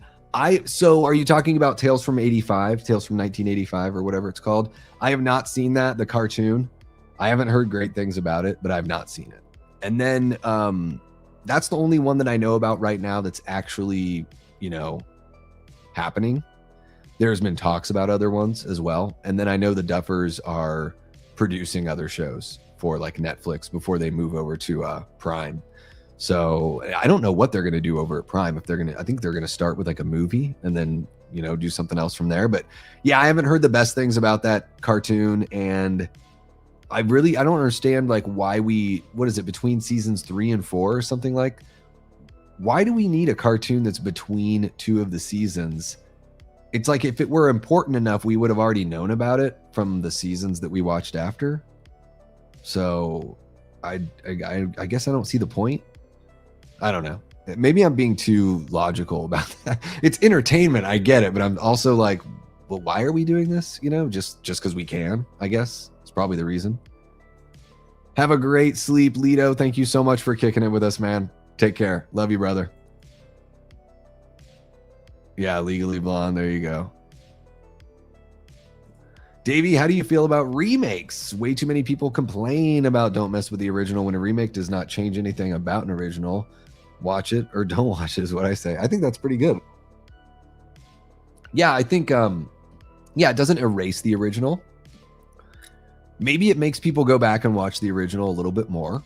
And depending on if it's a fresh generation watching a movie that's been remade after decades and decades, maybe they go back to the original and it's, not as good as they'd hoped because they just have different sensibilities, right? So I would imagine there's some people out there that prefer the Rob Zombie Halloween remake to the original film. I know they exist, right? I don't think they're necessarily wrong. I mean, it's your opinion on art, right? So it's like, I can't say that somebody's wrong for thinking that, but I can say that the original Halloween has the sensibilities that I look for in a film, and that there's so much more about that film that I enjoy, but I pretty much feel the way that you feel, Ryan. Certain movies, I don't want to see them remade, but whatever. If they do get remade, it's not a big deal. Yeah. I think it's just kind of like what you like. If it hits you, it hits you. As far as just not liking remakes on principle, that's all they do now. Just go back and check out the history of Hollywood. Remakes and sequels have been a part of Hollywood's history forever. Forever. It's not something new. So if people that's what bugs me, is when I see that line. Aren't there any original ideas? All they do are remakes and sequels. That is somebody that's not looking at things critically, and they probably don't watch any old movies because they have no idea how many times is a Star is Born, just that one movie, has been made 4 or 5 times. A Star is Born, just that one movie. And then go ahead and jump into horror. How many versions of Dracula, Frankenstein's monster, Dr. Jekyll and Mr. Hyde, The Mummy? How many versions of those characters have we seen rebooted throughout ages and ages? And I mean, there's so many more. So it's not something new, and I don't think it's worth complaining about. I would, if they Jaws is my favorite movie, Ryan. I don't want them to remake it. I don't think they will. But if they did, I mean, what am I going to do? Throw a fit about it? If they cast Pedro Pascal as Quint, then maybe I would. But yeah, I just figure you like what you like, and there's no reason to throw a fit about if you don't like remakes, you can just ignore them. That's great. That's the fun thing about these types of movies. I have no interest in watching Ghostbusters 2016, so I'm just never gonna watch that movie. Stuff like that. Live action spinoff. It's in production right now. So I don't know anything about a Stranger Things live action spinoff, but the Duffers are involved in other live action shows. So I've heard talk about a Stranger Things spinoff, but I have not heard anything official. That's been a rumor that's been percolating since, I think, before season 5 actually dropped. There was talk about doing some sort of spinoff with some of the characters. But I don't know. I haven't heard anything. Only remake a movie that was bland to begin with, like The Blob. Well, that's a good example. Yeah, I don't, and not even just bland, but yeah, I mean, at that time, it was when The Fly and The Blob and The Thing came out, filmmaking had changed a lot, and what audiences could handle as far as frights and gore and effects and stuff like that. That had changed a lot. So those remakes really were something special. That 80s trifecta, John Carpenter's The Thing from 82, David Cronenberg's The Fly from 86, and Chuck Russell's The Blob from 1988 are fantastic examples of why you should never wholesale say that remakes are bleh. Don't poo-poo a remake. Some of them are bad. I've seen a lot of really good ones. I really have. I'm not the biggest fan of the Halloween remake, whatever. I like the Friday the 13th remake. I like the TCM remake. I like the Dawn of the Dead remake is, I think, one of the best. I mean, those are just a few examples there. I like TCM 03 over the original. There you go, Chris. I think that's fair. To me, the original, that's all the grit and grime that I want from TCM. I want to watch a movie that really makes me feel gross. I think the remake does as well. But I really like that 16 millimeter look of the original. There's just something about it. But yeah, I think the remake is very effective. Marcus Nispel is really, really good at bringing intensity. He does it in the TCM remake. He does it in the 2009 Friday the 13th remake. He's very like I can feel the physicality of the, of the attacks and of the moments. Like there's something very personal and visceral about it. Holy cow, we got Eli Cortez in the house. What's happening? Eli, one of our great channel members and Death Squad mods. How are you doing, Eli? Very late one for you, huh? Are you up for work? I don't know.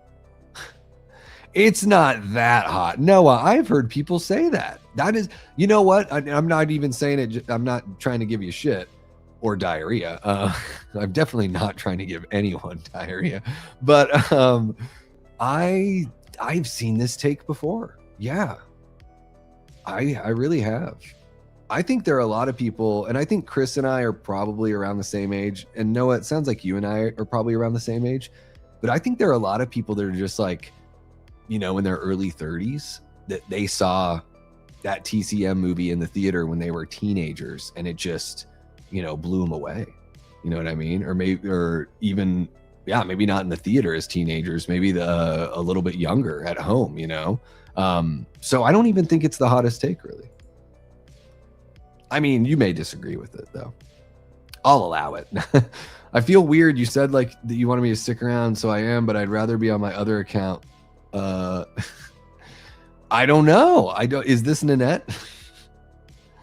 You can be on whatever account you want to be on there, Jason Voorhees. Don't forget to slash that like button and sub to this amazing channel. Thank you, Eli. Appreciate you, bud. Even though it's one of Arlie Ermey's finest roles he was most proud of. Yeah, I mean, I think the remake's very effective. I would not be like, I mean, it's probably my second favorite in the franchise. I don't know how close it is, but it's probably my second favorite. Jaws and Back to the Future remakes are banned by contract. Here's what Back to the Future would be wild if they tried to do that. I'd rather just see like sequels, and just like have somebody else play, like you could still put it in the 90s and just have somebody else be Marty, shit, you could bring Christopher Lloyd back and play Doc still. It's crazy because he could just say he time traveled, right? That's the wild thing about it all. But Jaws, I don't think they'll ever remake Jaws for one very simple and awesome reason. The original still makes money. Yes, because it all is going to come down to money, right? That original, every 5 years, they do a new Steelbook or a new whatever release. Every 10 years, they get to do a big one. Like last year, they did the 50th and they put on that new documentary. They put the movie back out in theaters. It made something like $16 or $17 million in the theaters.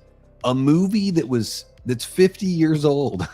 So, and it probably cost them a little bit. You do a little bit of advertising. Maybe there's obviously a money that the theaters take off the top or whatever. But fuck, man, they made this movie in 1975. And then you put it out in 2025 and you made like over $16 million. All right. Like that's pretty much 16 million everything is pretty much profit that they take from what the theaters, took on all that. So I don't think they'll ever remake Jaws for that reason. It's just like, you would have to spend hundreds of millions. Like imagine if they remade Jaws, what do? They get Peter Jackson to do it or something like that. And it's going to turn into like a $300 million movie at least. Maybe, probably at least 300 million. And then you think about marketing and everything, it's over $500 million at that point. Like, I just think it's too much of a risk when they already know they've got a moneymaker. Yeah. Let's see what we got here. Open Range is pretty much a remake of Tombstone, along with Wyatt Earp. Yeah, well, the Wyatt Earp and Tombstone are just telling, they came out right around the same time. They're just telling, they're both stories about Wyatt Earp. I've actually never seen Open Range, but when I lived in Bozeman, Montana, and I worked at the Blockbuster there, oh my God, because you're in Bozeman, right? We had, like, most movies on new release would have like one whole section, like up and down, just all the tapes and DVDs, VHS and DVD. It was mostly DVD at that point.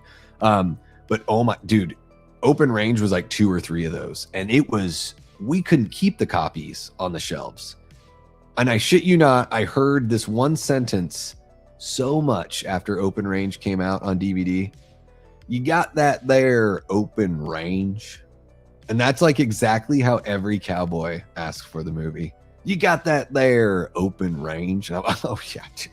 I heard your spurs on the way in, bro. I already got your copy right here. There you go. There you go. We got Paul hanging out. Our guy Hot Flesh 66, one of our great channel members, says Quint was supposed to be played by Sir Oliver Reed, Curse of the Werewolf, but he passed. Robert Shaw, perfect casting. Yeah, it is. I mean, there's not one bit of casting that isn't amazing in that movie. It's so good. So good. I was fortunate enough at age 45 to meet Jeffrey Kramer, who plays Deputy Hicks. He's also in Halloween 2. That's why he was at age 45. He's the coroner there in H2. And super sweet guy, but he was I think he was like a guy that was like a New York theater actor that auditioned for it. So just like little bit guys, more, you know, tried and true performers like Roy Scheider and Robert Shaw.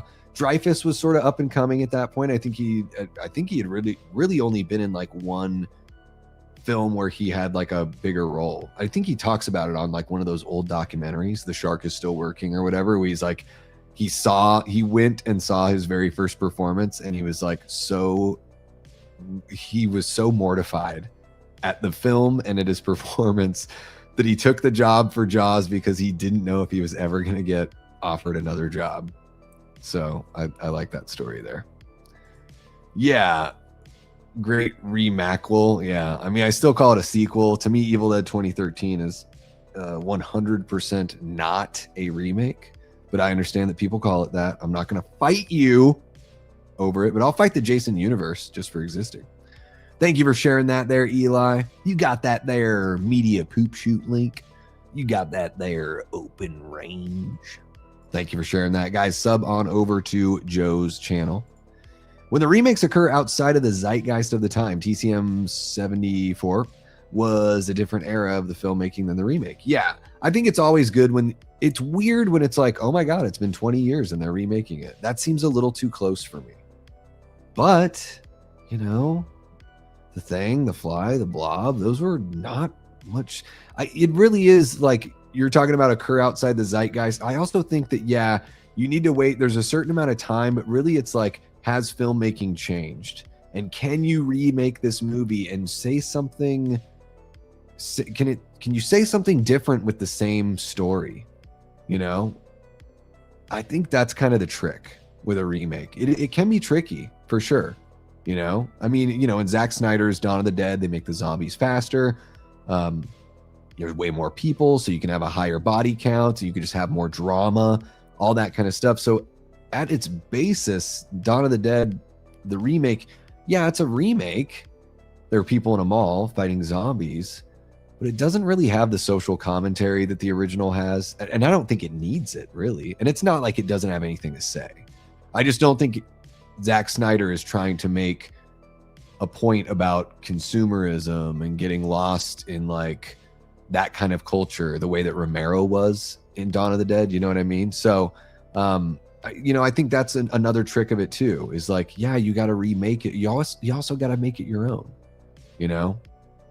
Yeah. And you got to be able to bring something new. I want a Christine remake and a sequel, but only in that same Carpenter style. Well, that would be really cool. And there are people out there that could do that kind of thing. You know what I mean? What did we just watch the other night? Let me jump on over to my... What Willy's Wonderland. Just watched that the other night with Nick Cage and the composer of the music in that. Such a John Carpenter vibe. Then there's like Disaster Piece, and there's, you know, so you could bring a Carpenter, you could hire like the right, you know, musician to do the score. You could hire Carpenter if you wanted to. And then, yeah, just find a filmmaker that does like, that can work in that kind of style, you know? I would love to see a reimagining of Christine. I think it would be great. You know, a lot of people say Halloween Ends is a lot like Christine, and it's got similarities, but I think an actual remake of Christine would be, you know, pretty cool. Pretty damn cool. I forgot who broke it down. I want to say Red Letter Media. In the pre-60s horror movies, were just guys in a room smoking. And yes, No, I know what you're talking about. Yeah. Smoking and talking about scary stuff with a puppet, 70s, 80s, and 90s, more hands-on. Yeah. There's a lot of like, let's go to the parlor and have a drink and talk about what's going on. You know, those William Castle movies, The Haunting, House on Haunted Hill, basically just a bunch of white people drinking, just getting sloshed and trying to deal with ghosts. Not a good way to do it. Not a good way to do it. Prince wants me to start bench cut Kurt Russell, Richard Gere, Anthony Hopkins. I'm going to start Kurt Russell. I will bench Anthony Hopkins, and I will cut Richard Gere. And I think Anthony Hopkins is, you know, a much more accomplished, better actor than Kurt Russell. I love Kurt Russell. I just like, he is a bit more magnetizing. He's a bit more gripping for me. What else do we got here? You could do that. Back to the Future sequel, Tom Holland. Yeah, you could do that for sure. Let's see here. Ben says, even as an elder millennial, I watched the remake before the OG TCM and felt the remake was superior for a time, but now have shifted to loving the OG TCM as one of my favorite horror of all time. Yeah, I'm right there with you. Like, I think the remake is super solid. I've said it before here. I think Leatherface is a little too big. He's a bit like lumbering. Gunnar Hansen in that original, yeah, he's a big dude and everything, but there's something like nimble about Leatherface in that first movie. He's a little more athletic. I don't know if that's the right word, but yeah. I think the remake's pretty good. I just don't think it like when I go back to revisit the remake, I'm like, okay, yeah, this is fun. But when I go back, every time I go back to watch the original, I'm like, fuck, this movie's so good and so effective. Like, I need a shower after I watch it. Jaws was the top grossing movie in Australia during the COVID period. There you go. It's fucking crazy. They don't need to remake it, right? Why would you remake Jaws? It would be like putting all this money into something that's already making you money, you know, just to like maybe have it fail. And god damn, you know, like they'd hire Christopher Nolan. The movie will be 5 hours long. Matt Damon's going to be in it. They're going to have all sorts of weird casting. Yeah, they just avoid remaking Jaws. Alien or Aliens was number 2. That's pretty dope. Good job, Australia. Good job. I think the Back to the Future trilogy ended perfectly. Making a sequel nowadays to that would probably just ruin it. I mean, nothing could ruin it because that trilogy still exists, right? But I agree with you. It's a really tight trilogy. I think it's awesome. All 3 movies. You can say all you want about part 3, but I like it. I like it. You know, the first one is like the perfect mix of tone. The second one gets into this dark kind of area with all the alternate 1985 stuff. And then the third one is a lot more lighthearted and really fun and just kind of a celebration of what that whole franchise is. So I like it. You know, I do. I still don't think sequels would ruin it. I don't really believe in that. If that were true, then we wouldn't like slasher franchises because there are some bad sequels. You know what I mean? Let's see here. Thank you so very much, Nettie. I appreciate that. Love the Jason Voorhees account there. Papa John says, I think Back to the Future actually would work well as a remake because a teen from the 2020s traveling 30 years to the past is very different. Traveling from the 80s to the 50s. It would definitely be a fun, like, you know, for the people that are kids now to look back at the 90s and be like, oh my God, it was so crazy back then. The clothes. Oh, the clothes. Oh, the vanilla ices. You know what I mean? My understanding is that a lot of the monologue was improvised or written by Shaw. The bones were there. So it's a little different than that. It's, so, you know, Peter Benchley wrote a version of the screenplay. Carl Gottlieb, who is one of the journalists in the movie. He's like usually, you know, he's asking questions. I think he's the one that's like, can everyone get out of the way? Can everyone hold up the sign? Like for the pictures and all that. That's Carl Gottlieb. He's the one that did like the second pass on the script.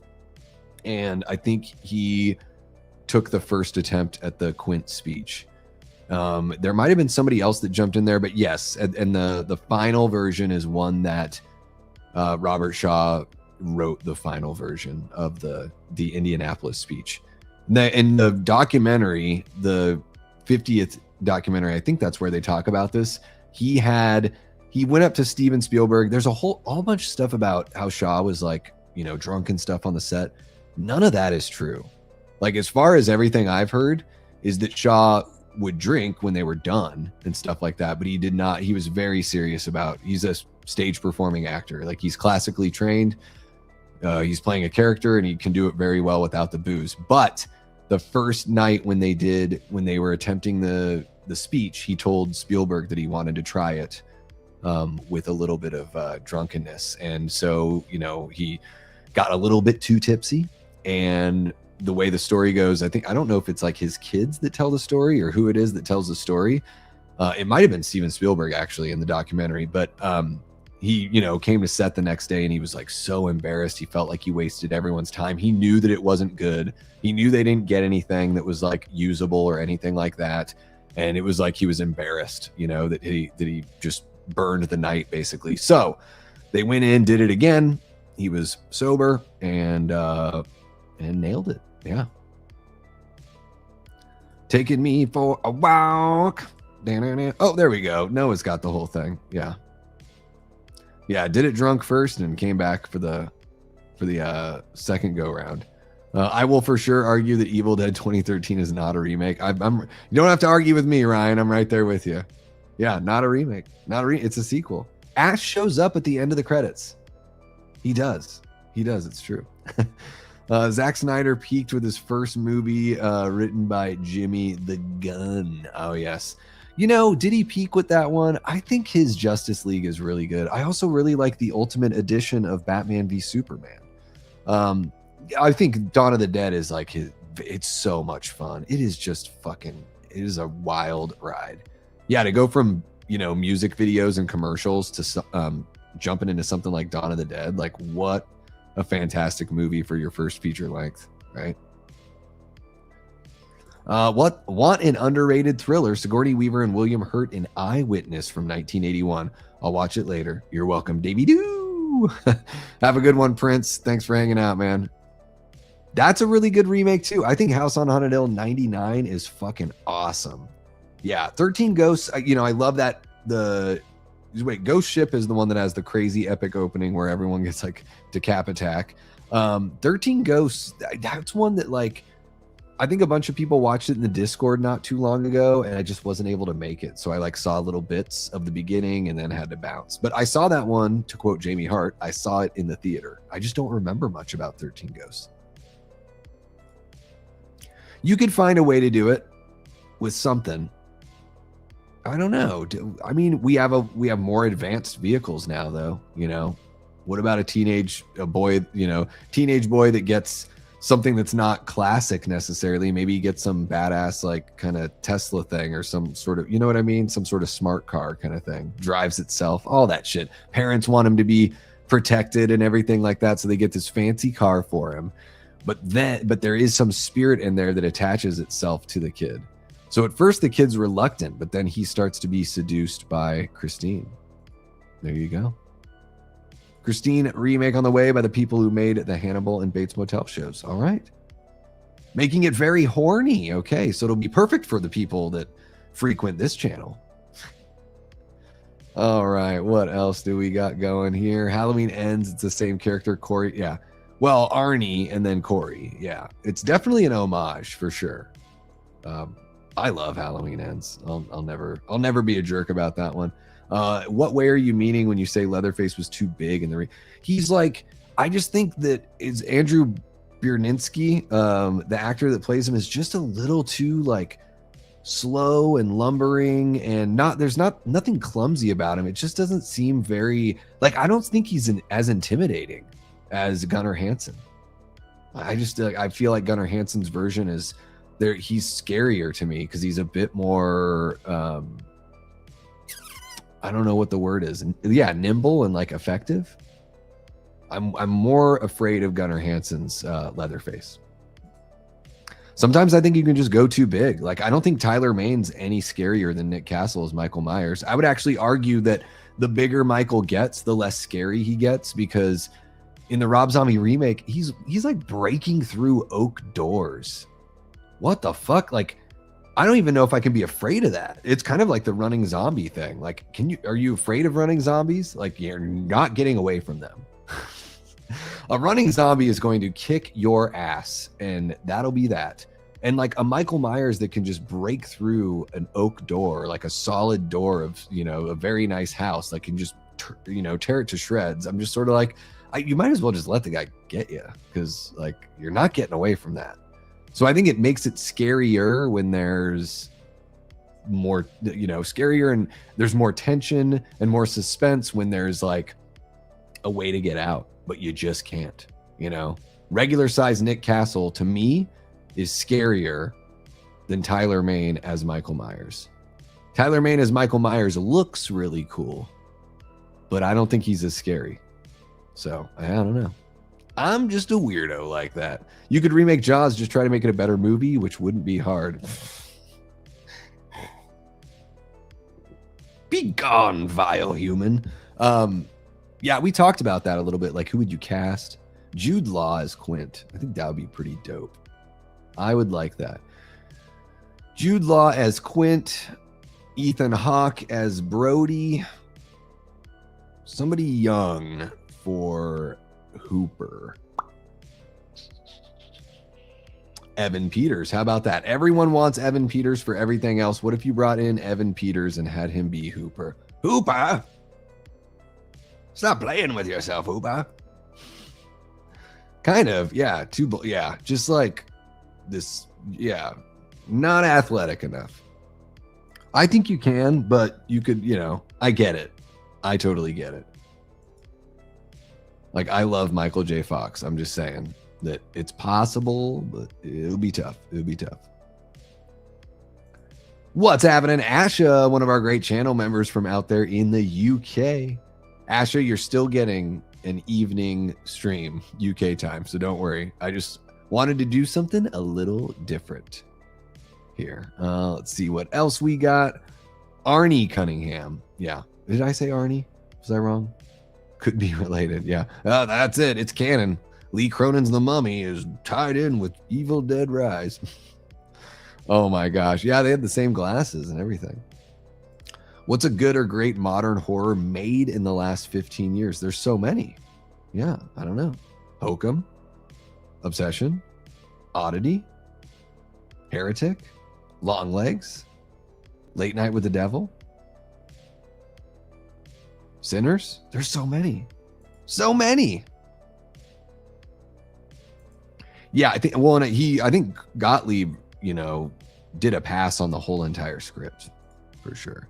And I know that Indianapolis scene, I think that speech it had gone through like 3 or 4 rewrites, something like that, just so they could get it perfectly right. Late night after party in Discord. What we watching? Oh my gosh. We'll see if I can stay awake. Yeah. Thank you so much for the 2, Joe. You're way too sweet, man. Yeah, guys, if you don't know, I've got a Discord server. It's really fun over there. It's super fun. What I love about it is it's a good way to just like kind of, as a community in between streams, like get to know everyone a little bit, in a little bit of a different way. Just stay connected. Like I'm in there quite a bit too. So, if you want to chit chat about whatever, like the main chat on the Discord is open, and then we watch movies in there. We listen to music sometimes. It's really fun. And what's super cool is you don't, like when we watch a movie, you don't have to go find your own copy or anything like that. It's just, we display it right on the screen. Discord's really cool that way. So that's what Joe's asking. He wants to know what we're watching after. I don't know, Joe. We should watch something that's an hour and a half long. Yeah, I liked both of those. I liked both of them. I was trying to think too, like, what's something from, about 15 years ago? When did Sinister come out? That's like early 2000s, right? Yeah. I mean, The Black Phone, I really liked that one. Yeah. Oh, he got the date wrong? He got the date. Interesting. You have the munchies? I'm about to have the munchies. Oh my God. Hitting that pen. The Jaws ride at Universal or MGM when I was 13 actually got me on a jump scare when Bruce came out of the water. My dad laughed. Yeah, the Universal one. I went to that ride 87. my family went to LA for a trip, and I think it was 1987 was the first time. I've been on that Jaws ride probably only like 3 times though in my life. Universal Studios is really fun though. I always get a kick out of that stuff. I didn't live in an area that had theme parks and stuff like that, so I always have a blast when I do that. Watchmen is pretty good. Yeah, I do like that. Yeah. I need to see Copycat again. It's been a while. 300's really fun too. Yeah, I mean, it's super stylized, of course, but I think 300 is really fun. I mean, it's a good adaptation of a comic book movie. Yeah, I need to watch that one again. I saw it right after it came out, but yeah, Oscar Isaac before he was Oscar Isaac, and a bunch of just beautiful young actresses. And what I think is really cool about Sucker Punch, it's just got that, like, what are those video games like God of War or whatever? Like, it's got this PlayStation 2 like video game kind of feel in those fantasy sequences. That I just think, yeah, Sucker Punch has got like a really cool look. It's pretty fun. Self-driving car going rogue. Well, there you go. There you go. Yeah, I need to rewatch that one. It is fun, man. What's her name? Emily Browning? Is that her name? She's the star. She is just absolutely lovely in the movie. Oh my goodness. Oh my, that big old face. That big old face. Yeah. I like it though. It's kind of like anime kind of vibe, a little bit. Anime meets like a PS2 game. Yeah, dude, that TCM has some sweet stuff going for it, but it just didn't really feel like a movie. It was like 82 minutes long or something like that. And I don't know. Like, I liked a couple of the characters, and the bus scene is fun for what it is. I wish they didn't like spoil it in the trailer, because I think in the trailer they show something. They do the whole, you're going to get canceled, bro. It just would have been better to experience that like the first time. Everyone's favorite Quentin Tarantino. And Ash is going to start with Hateful Eight. That is really good. That's a great answer. I love the Hateful Eight. It's probably my second favorite. My first favorite Tarantino is Pulp Fiction. Yeah, I love Pulp Fiction. But damn, dude, Hateful Eight's so good. Walton Goggins. Hateful Eight might become my favorite one. I need to rewatch it again. It's been a little bit. But I saw it in the theater in 70 millimeter in Portland. Tarantino was there. He spoke to the audience before the film started. It was incredible. It was really, really cool just to be in the same room with him. The Hollywood Theater in Portland, beautiful, beautiful theater. And to see it in actual 70 millimeter on the big screen was incredible. And then I've got a copy on Blu-ray. I have the double vinyl. I think it's a double vinyl. It comes with like a huge book. Like, I love the music. The Ennio Morricone soundtrack is incredible. Yeah, the Hateful Eight's great. Reminds me of Evil Dead and The Thing meets a Western. Pretty cool combo. Pretty cool. Yeah, I've heard not good things about that. Yeah, I'm a big fan too, Chris. It's good to know. It's good to know. Andrew Biernarski was a bodybuilder and a real life asshole. Yeah, I just think he's a bit too big. Yeah. I hope that makes sense, Ryan. There's just something about when you get the size like just right on these slasher characters, I get why they want them to be all, giant and everything. I get it. Django Unchained is really good too. I mean, there's not really a bad one, right? Yikes. I did not know this. Why would he have done that? I've always heard the sweetest things about Gunnar Hansen. He was on this movie. He worked on a movie called Mosquito, which is so bad, but it's so good. You know what I mean? Like, it's one of those, it's a throwback to like the 50s, 60s, like, creature features. So it's just giant mosquitoes, and it knows what it is. The movie knows what it is. Gunnar Hansen is in the film, and I watched like a documentary about it, and he would go like out of his own pocket, because it was a small budget movie. He would go and buy like McDonald's breakfast for everyone, like on the set and stuff like that. So I've only heard really sweet things about Gunnar. I don't know why another person that played Leatherface so many years later why you would ever say anything mean unless they had a really bad interaction, Yeah, the Kill Bills are really good. Yeah. Inglourious Bastards, that's fun too. I mean, they're all good, you know. Yeah, I love Pulp Fiction so much, man.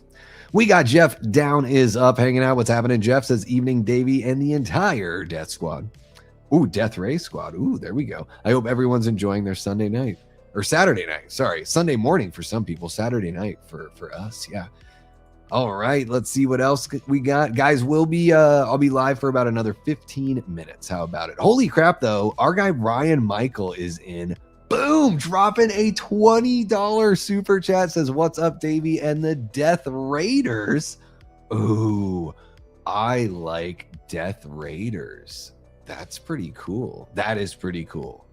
I know not everyone loves Death Squad. I've had a couple of people in the comments be like, dude, you really want to use that term? And I'm just like, I didn't come up with it. I think Eli came up with it. I'm like, it's just what the group calls themselves. I don't know what to tell you. It's not an endorsement of any stuff like that. Death Raiders. I really like that. Ryan, welcome on in. Thank you so much for the generous super chat, man. That is way too kind. I know you are busting your ass at work lately. Seems like you've been, working double time for, all of us that have missed you in the Discord and all that stuff. Thank you so very much for hanging out, man. I hope you're relaxing. I hope you've got a day off tomorrow. How about that? And yeah, I guess we're absolutely going to have a hang after this because I got to hang out with Ryan. So we're going to be in the Discord after this. How about that? How about that? I like Kill Bill 1 and 2 as a whole. Quentin brought out a super cut. Yeah, they did. They did that like just this last year or something like that in the theater. Yeah, I did not catch that. That would have been cool. The whole damn affair or bloody affair or whatever they call it. Something like that. He does have the sauce. He is good. There you go. So what you guys, but do you like what do you think? Jude Law as Quint, if you had to? He can pack on like 15, 20, just look a bit burlier, Ethan Hawke as Brody. I mean, you're aging up the characters a little bit, aging up Brody anyway, but I'd love like Ethan Hawke and Jude Law to get, like, I'm just like, that would be a cool dynamic. And I think Ethan Hawke can pull off the Brody thing, right? And then you get a younger cat like Evan Peters to play Hooper. Stop playing with yourself, Hooper. Uncle Filthy coming in, nips out. Ooh. Are they as hard as tiny little rocks? Are they ready to cut some diamonds, Uncle Filthy? I sure hope so. I sure hope so. Let's see what Hooper would be. Dave Chappelle, and he'd be scared of water. Cage goes in the water. Shark's in the water. Ah, shark. Farewell and adieu to you fair Spanish ladies.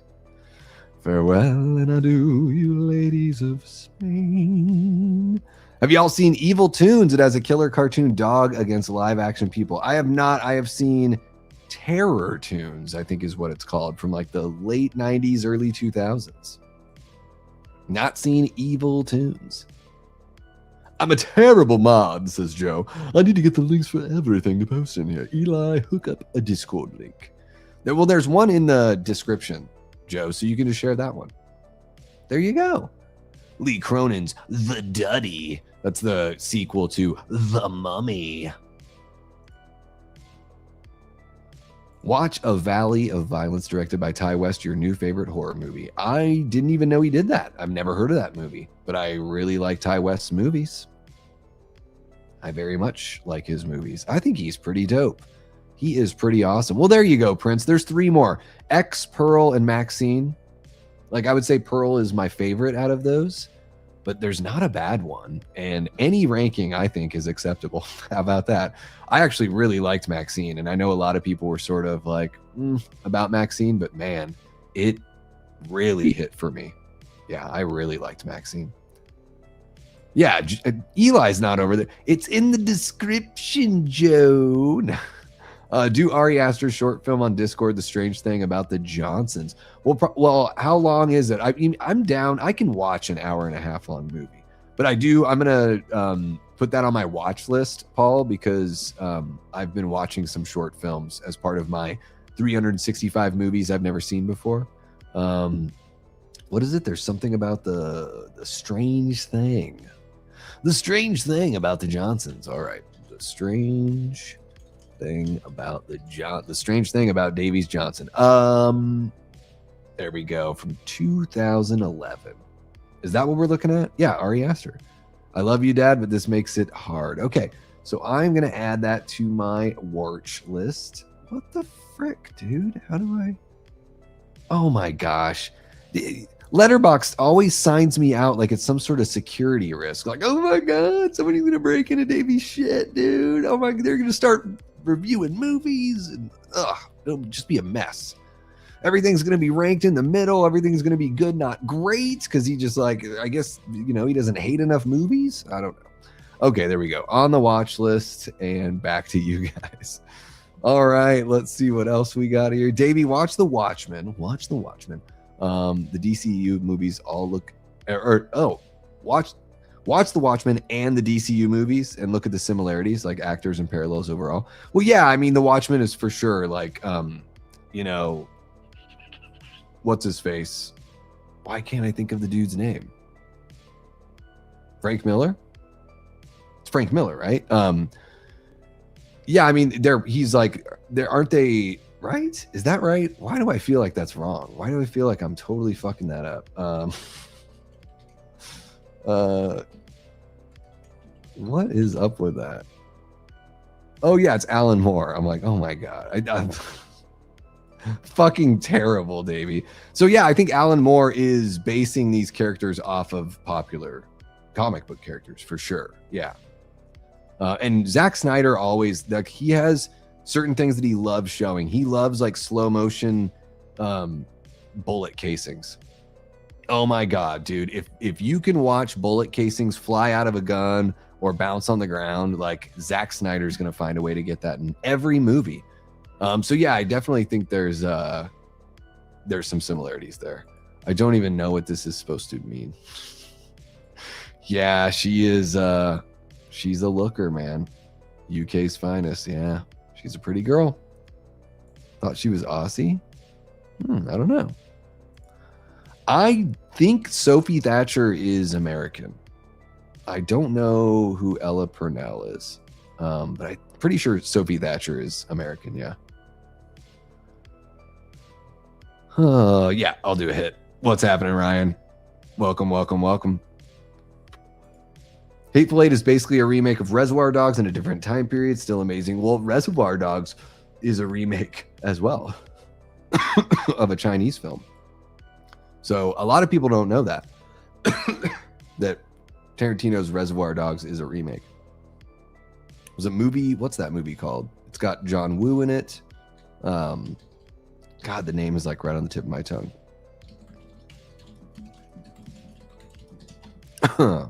City on Fire, 1987 Hong Kong crime thriller. Yep, that's the one. That is the one. So there you go. A little bit of a fun fact on the movie that really kickstarted Tarantino's directing career. I mean, he wrote True Romance that Tony Scott directed. Awesome. There you go. He wrote he talked about writing Halloween 6 for a second. Walton Goggins' acting chops makes everyone else look like mocha stains. That is so filthy, Asha. I like it though, because Goggins is fucking awesome. Yeah, he's amazing. Well, chop off my legs and call me Shorty. Is that Sandy Don't Give a Damn Smithers? Yeah, love him. Love him in the Hateful Eight. I mean, he's great all the time, but Hateful Eight, so good. Yeah, it's definitely worth checking out for sure. Yeah, the soundtrack, like with the oboe and everything like that.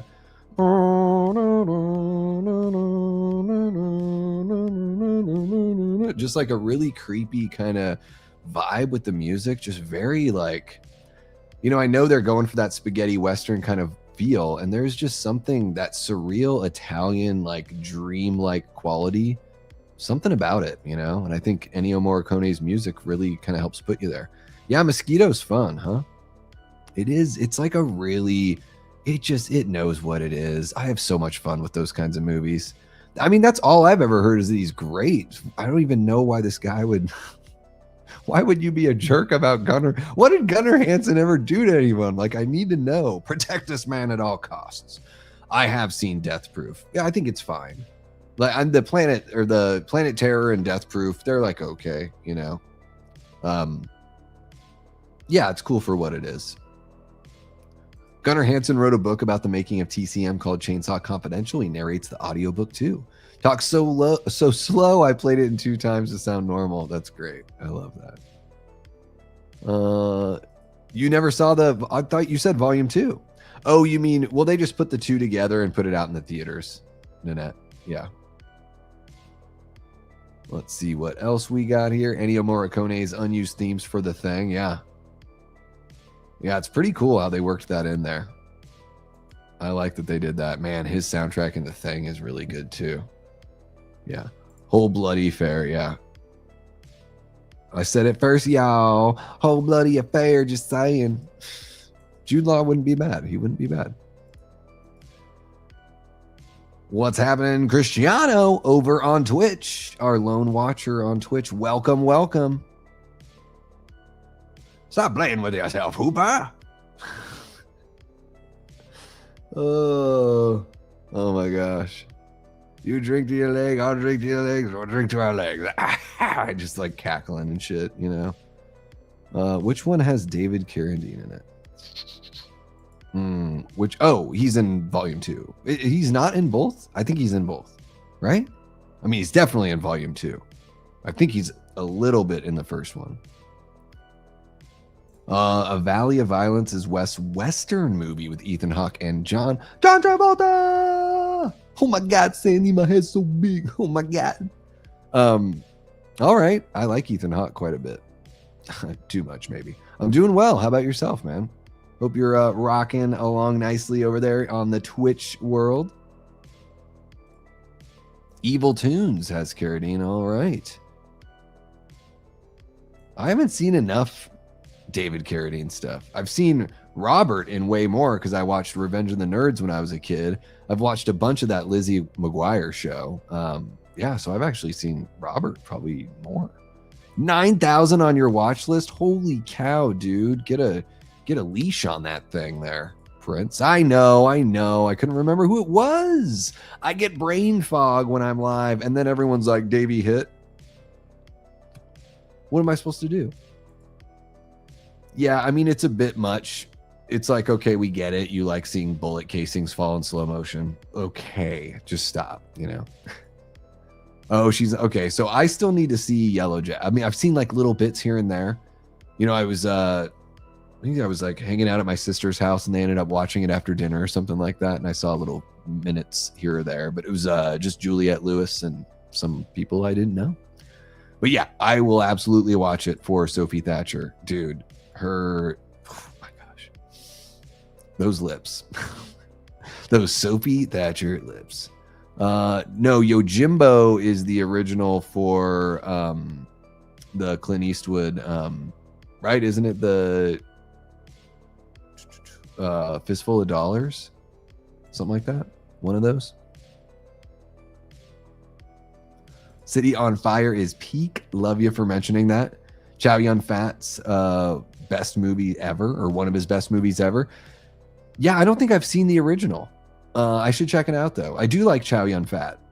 I do like him. I mean, I've only seen him in a handful of things, but I think he's pretty damn badass. Disown Natural Born Killers, even though it was supposed to be part of True Romance. Yeah, I get it. Oliver Stone got a little too effects happy, or not even just like, not every scene needs to be some like trippy, I feel that in Natural Born Killers so much more than any other Oliver Stone movie. I think he's a really talented filmmaker. He's just a little too unfocused. I think Natural Born Killers, I get that it's supposed to maybe feel chaotic and everything, but it almost feels like a student film with how experimental he gets with some of it. I mean, I enjoy Natural Born Killers for what it is and everything, but True Romance, like, that is an absolute classic. It would be wild to see a version that Tarantino actually got to direct of True Romance. I mean, Tony Scott's amazing. Like was such an amazing director. You know, so many good movies and everything like that. But would have been interesting if Tarantino got to do it for his first movie.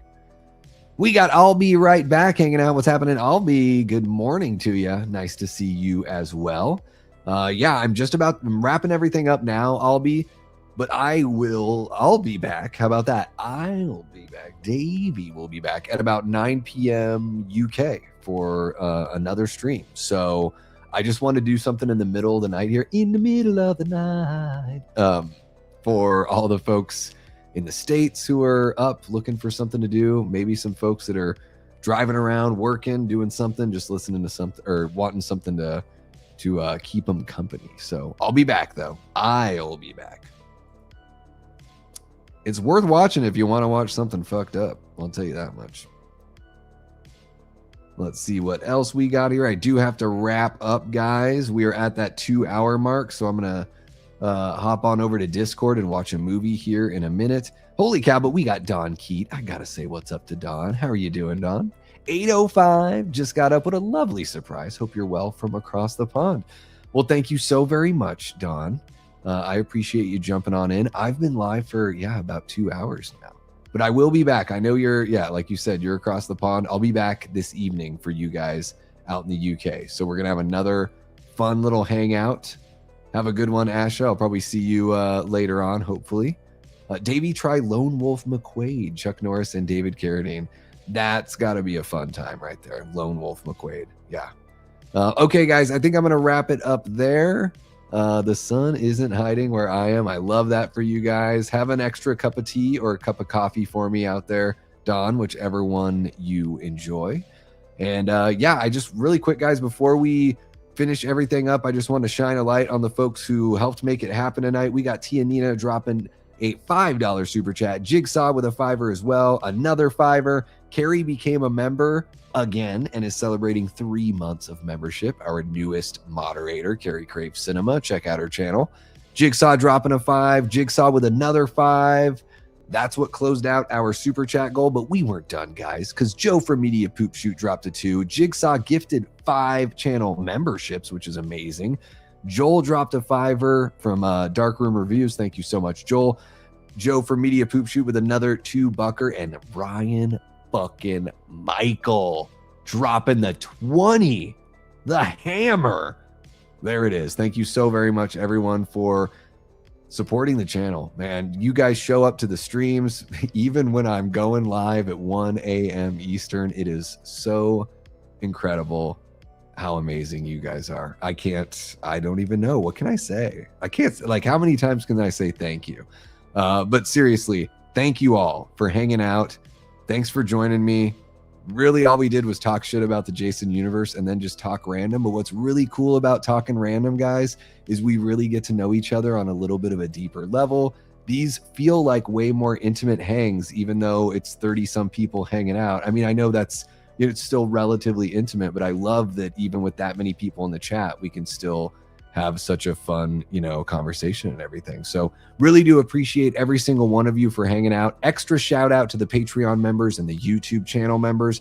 And of course, our amazing group of Death Squad mods for keeping everything clean. And yeah, guys, that's going to wrap it up for this one, but I'll be back in like 13 hours. I'm going to be back. So what do you think about that? I don't know. I think that'll be pretty all right. We're going to have a fun, chill hangout with our UK folks at that time. So yeah, I'm going to go kick it with everyone on Discord. Go ahead and hop on over there if you want to watch a movie with all of us. It's super fun.